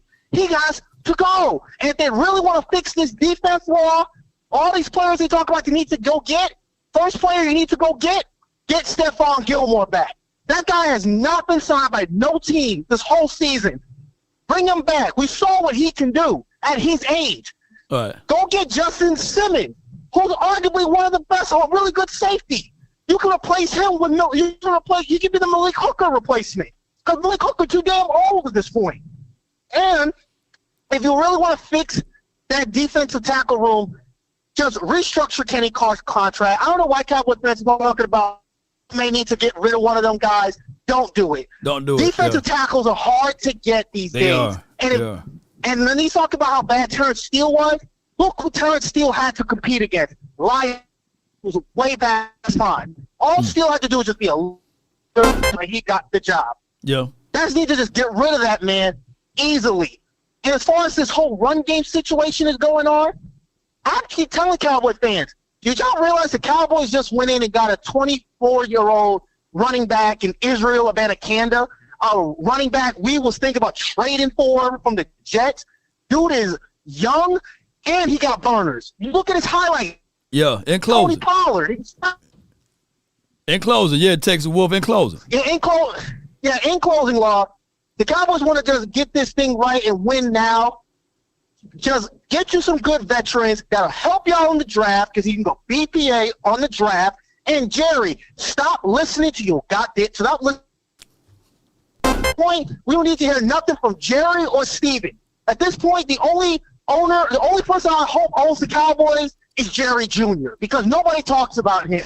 Yes, indeed. You ain't lying, man. Appreciate you for calling in. Thank you. That's Texas Wolf, man. Yeah. A good call from him. Good call from him. I throw Charlotte name up in there, man. You know what I'm saying? Put Charlotte up in there, man. Yeah, Jerry Jr. Yeah, he all right, you know. He don't say a word, you know. Put Shy Anderson somewhere. Put them up in there, you know. Somebody help us out. I got DP, man, from the 979, man. What's good with you, fam? Talk to me. Everybody on 10 today, man. They on 10, man. Man, where you at, man? You driving? Got wind in the air and everything. My bad. Like to call back another time. Man. Sonic, man, you drowning, dog. Well, make a quick point, and I can just probably I can just go off of that point. Make a quick point. Okay, I try to make a point.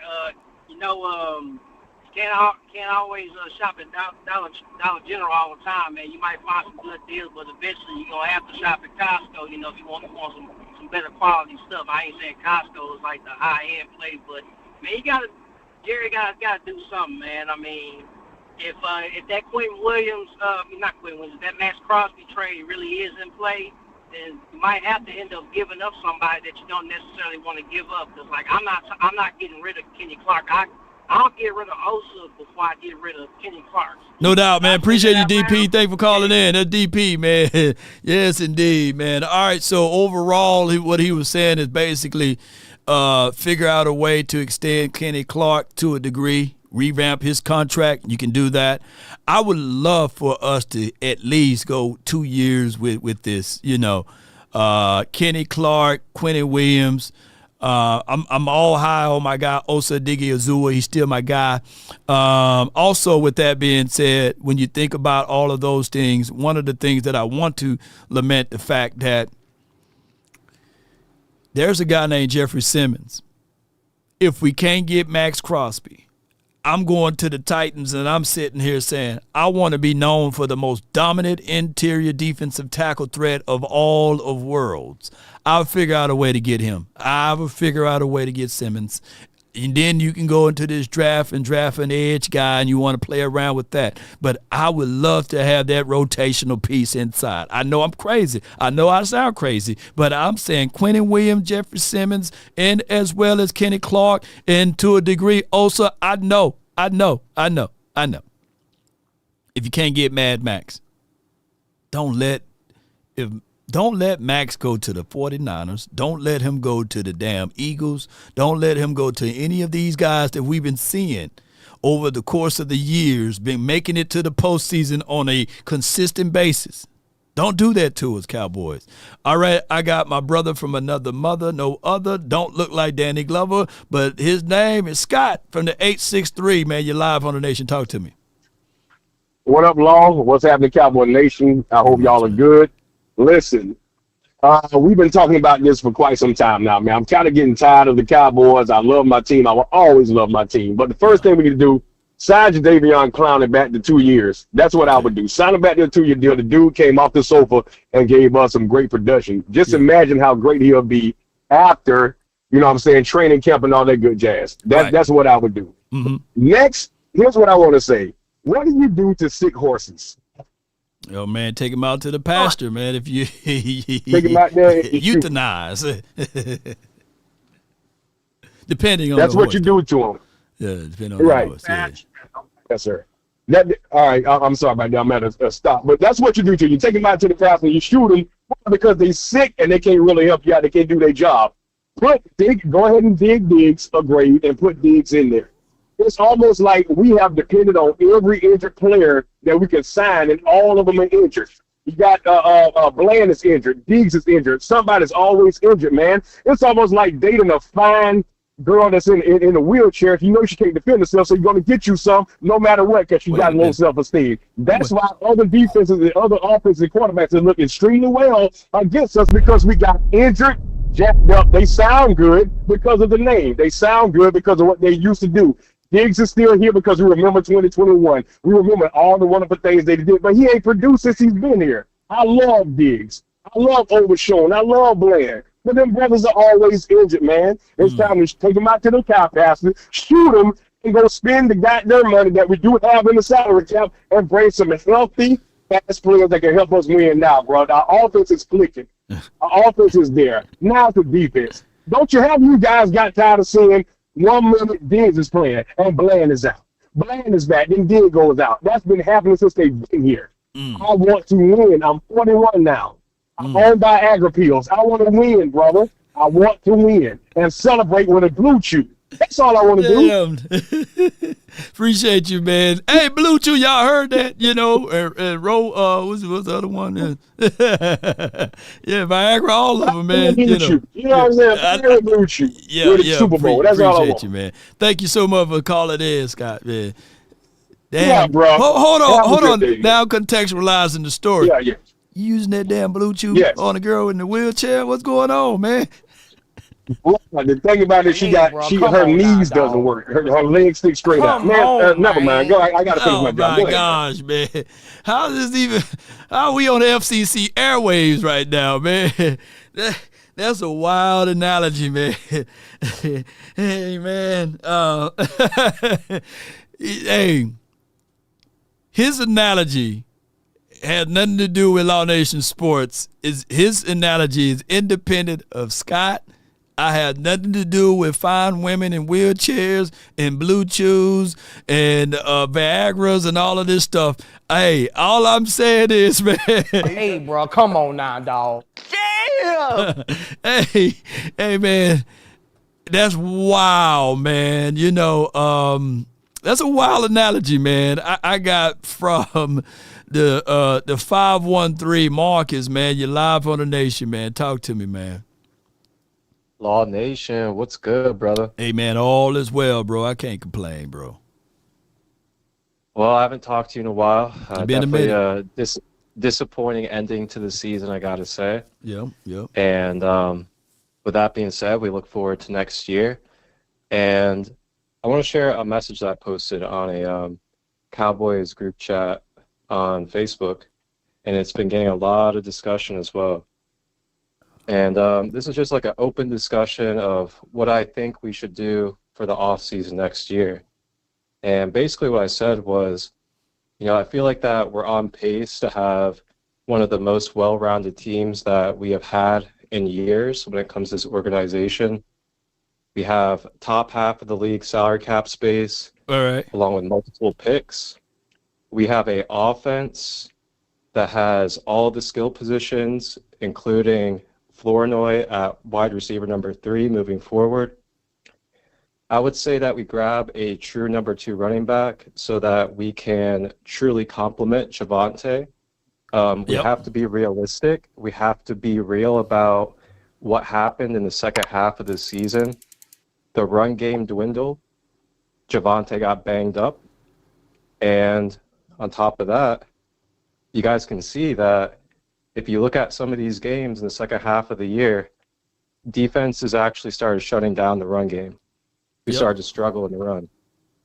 So, yes, Javonte had 1,000 yards. I know everybody likes to celebrate 1,000 yards like it's the greatest thing in the world. But let's be honest. Yeah. We have 17 games, barely eclipsing 1,000 yards. That does not make you a standout top-end running back. Now, yes, it's quality, it's solid, but we need a true lightning back there that can take off, that can create big plays and take over a game. And we just didn't see that last year. You know, we thought Jadon Blue was going to be that. Yeah. But we didn't see him at all. So it made it one-dimensional. And once defenses, really good defenses, were able to shut down Javonte, then it was all on Dak again. So that's something to think about. And then last thing on the offense, we definitely need to address these offensive tackles. I mean, we cannot ignore this any longer. Right. And for me, I feel like, you know, maybe we trade or we sign for a proven veteran, and then we slide Thomas and Guy into the right side and have them battle for the right side.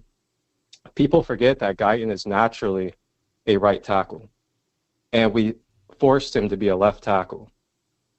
And then, worst, in closing, okay, I'll finish with offense today then. In closing, I would say, at worst for the offensive line, slide Tyler to the left tackle, and then you start Bass or Hoffman at left guard. Man, okay. I see the flow from there, man. Let me hear you say it, man. How about them boys? How about them boys, man? That's my guy Marcus, man. Great thoughts right there. And he was the last guy in the queue. So I'm going to give somebody one more minute, man, to get in here and get things moving and grooving. As you guys can see on the screen earlier, we will have the most epic New Year celebratory event. Is going to be at the Hyatt in Frisco, sponsored by the Hyatt in Frisco, by the way. We're going to have Manny Fresh in the build-on.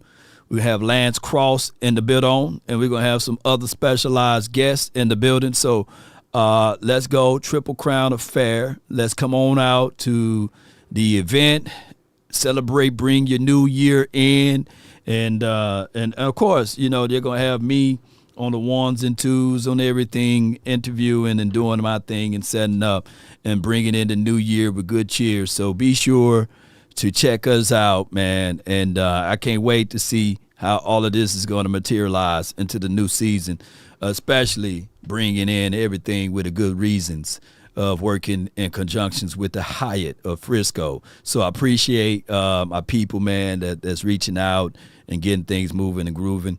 We will always need more videographers, photographers, and all of this stuff. So if you are in the DFW area and you want to get in and put in some work, DM me on the Instagram page and let's see what we can do. And send me your profile and your resume and everything, and we get things moving from there.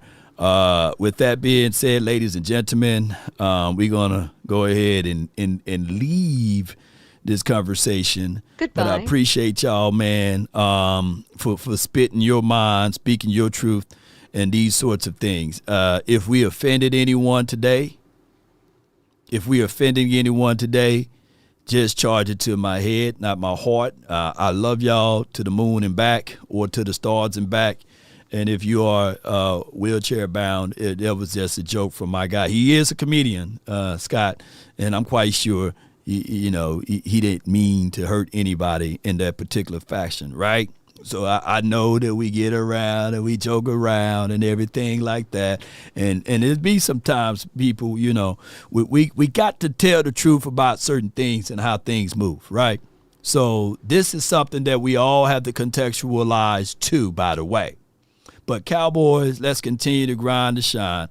Let's continue to uplift ourselves. I think that the Cowboys going into this offseason, before we can really talk about free agency, before we can really talk about the draft, we need to know who's our damn defensive coordinator. We need to know what kind of caliber of philosophy and system. And I would love something new, right? I would love somebody with a creative mind. I would love somebody with some type of ability to let these players play at their maximum capability. I would love for us to mix it in a little bit. Well, now that we mentioned zone defenses, people fail to realize zone defense is not terrible. But the way we played it made it look terrible. We don't even want to see a zone nor a defense nowhere around now. But zone defense is not terrible. There are times that you got to play zone, and there are times that you must play man. There's a thing called man under, man over. There's things called zone man. You get what I'm saying? Loose man. There are things that when you start to look at defenses, there are cover 2 defenses. There are cover 3. The great defenses learn how to use and utilize all of them, not just one particular thing of it, right? Coach is supposed to coach you into those type of things. So that's just for what it is. I think about this offense. We went back and forth way too long about arguing over mishaps. What are the mishaps, Law? Y'all, we were so petty this season that people kept going back and forth. Is CeeDee Lamb number one? Is Pickens the number one? It doesn't matter. They on our side. They on our team. Let's stop fighting that point. What we should have been talking about is what the hell Matt Eberflus is doing out there as relates to this defense. Now, we had a little patience. But after the third and fourth week, man, somebody's head should have been turning. So let that be a lesson to be learned. And, yes, we would love for Al Harris to be somewhere in shape, form, or fashion into some type of capacity here with the silver and blue and the star on the side of his helmet.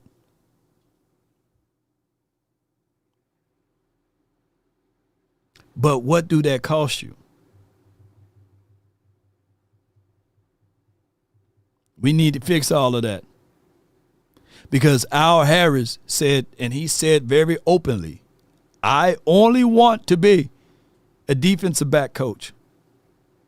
And I get that. I'm not finna dog him on that. He liked training and developing. But the things that you want to desire are things that you have to pay for to get the things that you want as far as the results.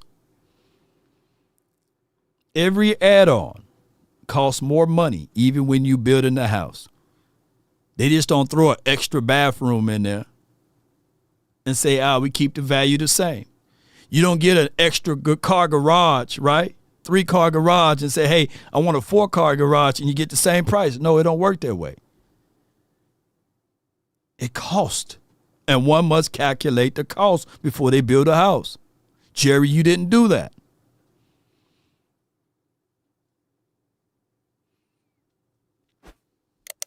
Let me get her on ahead and get things moving and grooving. Appreciate all of y'all. Humble beginnings, slow starts into this particular season's off season, but last off season, now we got a quick start. We better be out there making sure that if we want to change our ways, that we don't play around with bringing old news from one season over to the new season.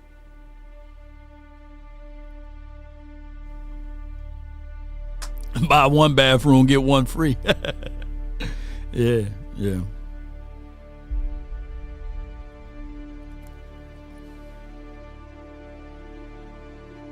Whenever you're renovating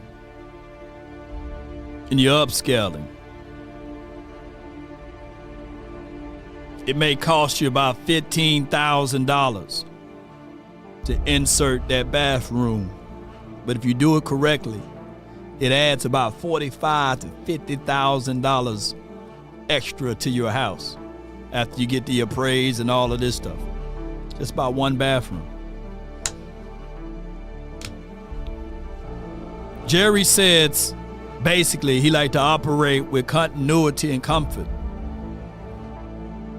Sometimes it costs so you can be comfortable. Let me say that again. Sometimes it costs so that you can operate in comfort.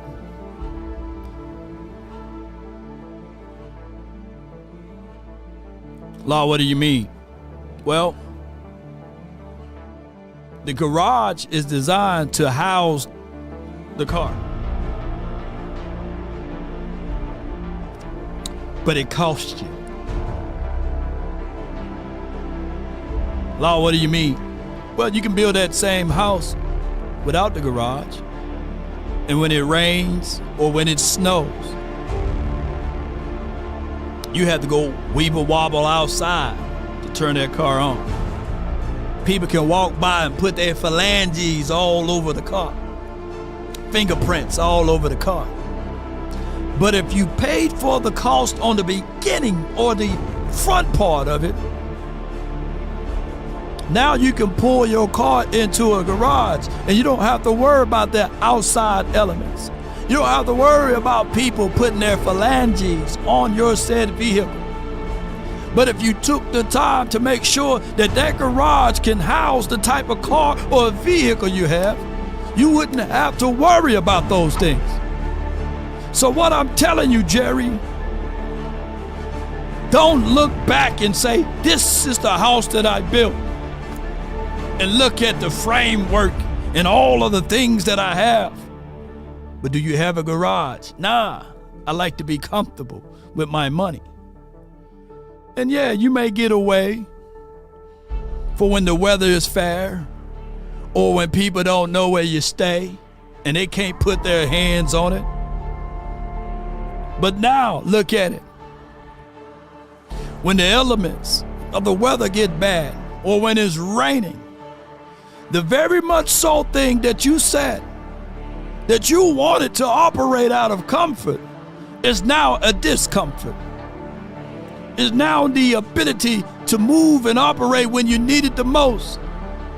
You gotta walk out there and watch the hail damage that's bestowed upon your car. Watching the phalanges, people putting fingerprints all over your car.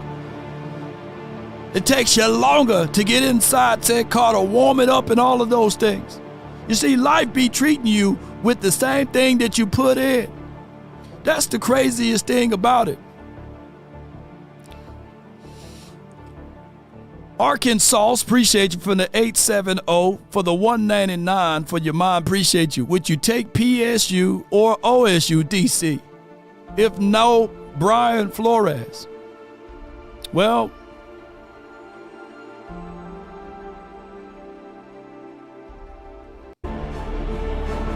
I would take either of those guys that can see something and make something out of nothing, because that's what's going to happen. And being able to understand that just because you see the puddle of mud, that doesn't mean that you have to step in it. But understand that even in the case of the puddle of mud, that there's still life inside. There's still navigations of ways of why that mud is there. And when you deal with the rain, you got to deal with the mud too, right? But what do that means? That mud is there because the terrain eventually caused that mud to be there. No grass, no rocks. Maybe somebody walked on that pathway too long. You see, you want a defensive coordinator to be a cultivator, someone that can see beyond just the mud puddles, but see life, liberty, and hope, and be able to bring inspiration so that people can stand tall and not sink into that particular position. But what we see from the inverse of Matt Eberflus is he saw mud and he continued to play in it instead of fix it. And now, when we get to the tip of the season, we all mad because we all muddy. Well, we need somebody to be able to fix those things.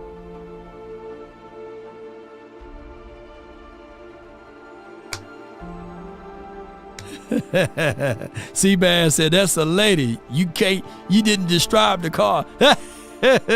Wait a minute now. Puppies like puddles and splashes all around. But ladies and gentlemen, beyond the puddles of mud is all about the desire of the things that you can bring. Oh, I love this. What has more value to a seed? A pot of gold or a puddle of mud? Think about it. I know this one too, Law. Learned this a long time ago.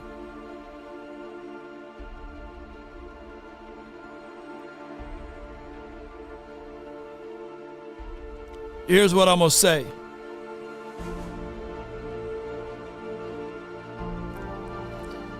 That even in the midst of the mud, it must become dirt too in order for that seed to grow. The foundation is more important than anything. People fail to realize, write this down into your mental mindset. In order for the seed to grow, it must die. Boy, y'all didn't think that y'all was going to get this message today. But in order for the seed to grow, it must die. And the roots of the seed got to anchor down into something that's sturdy enough. Hear me out. In order for that seed to continue to grow, it must anchor it to the soil.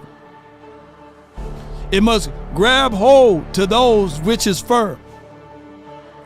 It grows south before it grows north. There are plenty of seeds that can sprout out over a mud puddle. But what happens when that strong wind come through? What happens when the opposing forces are pulling at you? Are you rooted in? And I ain't talking about what Mike McCarthy said. Rooted. Because we got uprooted last season. And one can say that we never been rooted back into a good situation this season.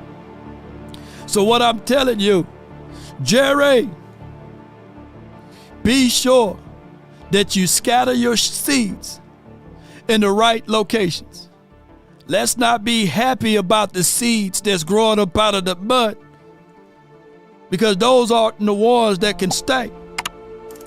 Those are the ones that get hurt, battered, and bruised and pulled up real easy when times get rough and weary. I need me a seed that can stand firm on the front end of the season. I need me a seed that can stand firm in the middle of the season. I need me a seed that can stand firm at the tail end of the season. So in order for us to be able to continue to grow, you got to have these things too. To apply the right nutrients, to apply the right environment. Most importantly, oh my goodness, write this down, to apply the right culture. And if you want a thing bad enough to go out there and fight for it, to work day and night, to give up your time, your peace, and your sleep, if all of your desires of it makes you quite mad that you don't get tired, and it makes you hold everything tawny and cheap, if life itself seems empty and useless without it, and all that you scheme and dream is about it, if you will gladly go out there and sweat for it, fret for it, or plan for it, or lose all terror of your mind, if you would simply, just simply go after the things you want with all of your strength and sagacity, with faith, hope, confidence, and stern pertinacity, if neither cold or the poverty or the famish of fame or the sickness of body or brain can turn you away from the things you want, if dogged and grim and besieged and beset with the help of Almighty God, you will get it. You can plant the seed, but you can't make it grow. Only the Creator can do that. That's been my time. I really thank you all for yours. And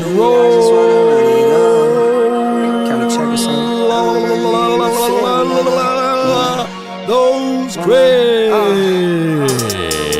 I've been really in the field. Come on. Rush, I love the field lately. I just wanna run it up. Come on, Jerry. And I ain't talking about no Chinese bamboo. Takes 5 or 7 years for that seed to grow. We don't have time for that. You need nutrients, you need oxygen, you need something, a food source for that seed. Jerry just throwing seeds out there. That's the draft pick.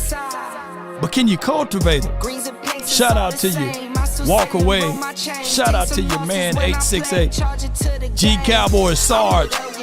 Eric Stewart. You owe me about $20 more now. Son of John, Arkansas. Appreciate you. Come on. You switch size off for the bag, and that's worth more to me. I mix Nike with designer, I experiment. Yep. You just rock what's on the shelf, and I'm not feeling it. Not feeling it, baby. One, but baby girl, it's nothing real as this. Can't trust a soul, I keep a hammer, call it too legit. I've been really in the field, love the rush, I love the feel. Lately, I just wanna run it up. Don't need no deals, I make the deal. Shout out to all the flat seed oil, baby. Come on, get some seed oil in you. Yeah. Kinda check a song. I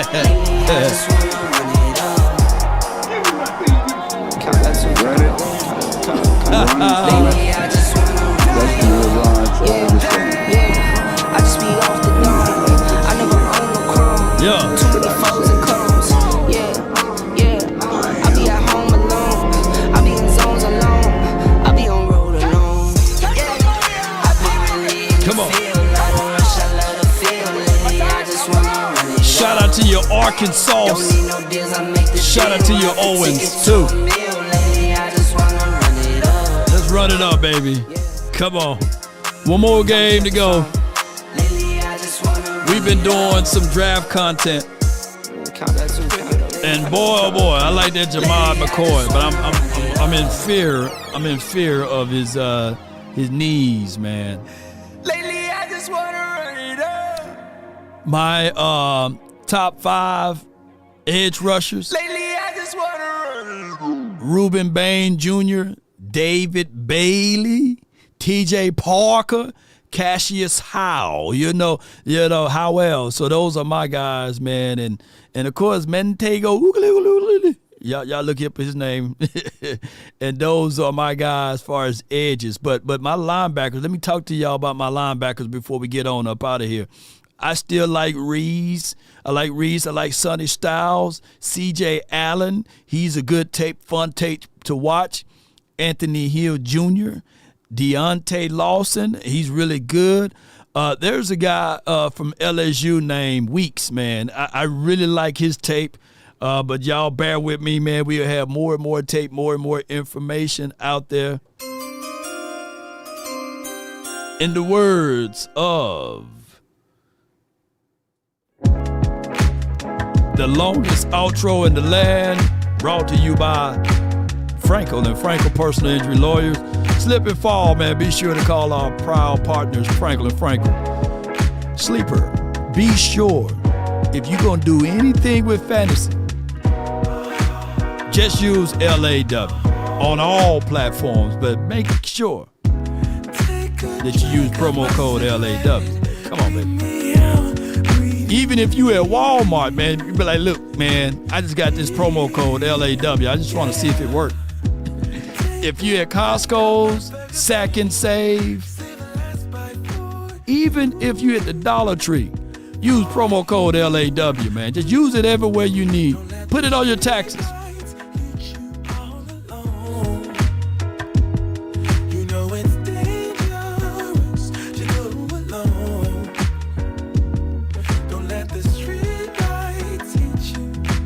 I be your player too. I follow wherever you go. Use that LAW wherever you go.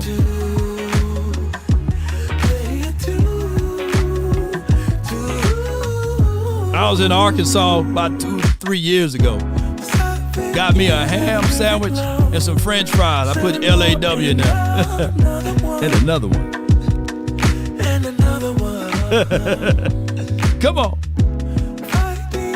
Get your front boot. You won't slip. When you order some Hennessy, put LAW in there. They might knock some. Don't let the street lights come on now.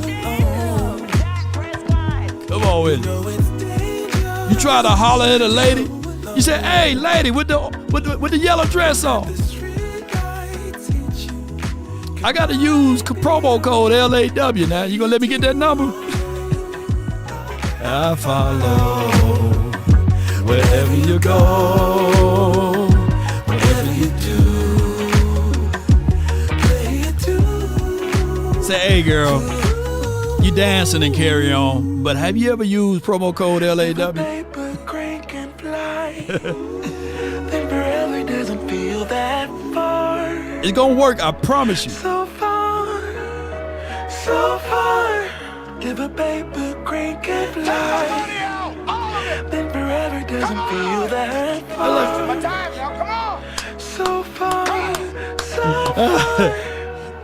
If If a baby crane can fly. You try to get into the strip club. He said, "Hey man, all I got is promo code LAW." I got nothing but love for you, baby. Oh my God! Got nothing but love for you. It works though. You get 2 free lap dances. Nothing but love for you, baby. Got nothing but love for you, baby. Oh, look at my African American over here. Sacrifice, don't give up the fight. Everything will be alright on any given Sunday. Yeah. You try to get the Oxstars, just make sure you use LAW. Win or lose, you know you got to pay some dues to live on Monday. Yeah. For real, true story. Just use LAW, man. I'm just telling you, man. Yes, indeed. Just let me know when you use promo code LAW. Use it everywhere, man. Appreciate you. Yes, indeed. DC for life, not for short. That's been my time. Peace.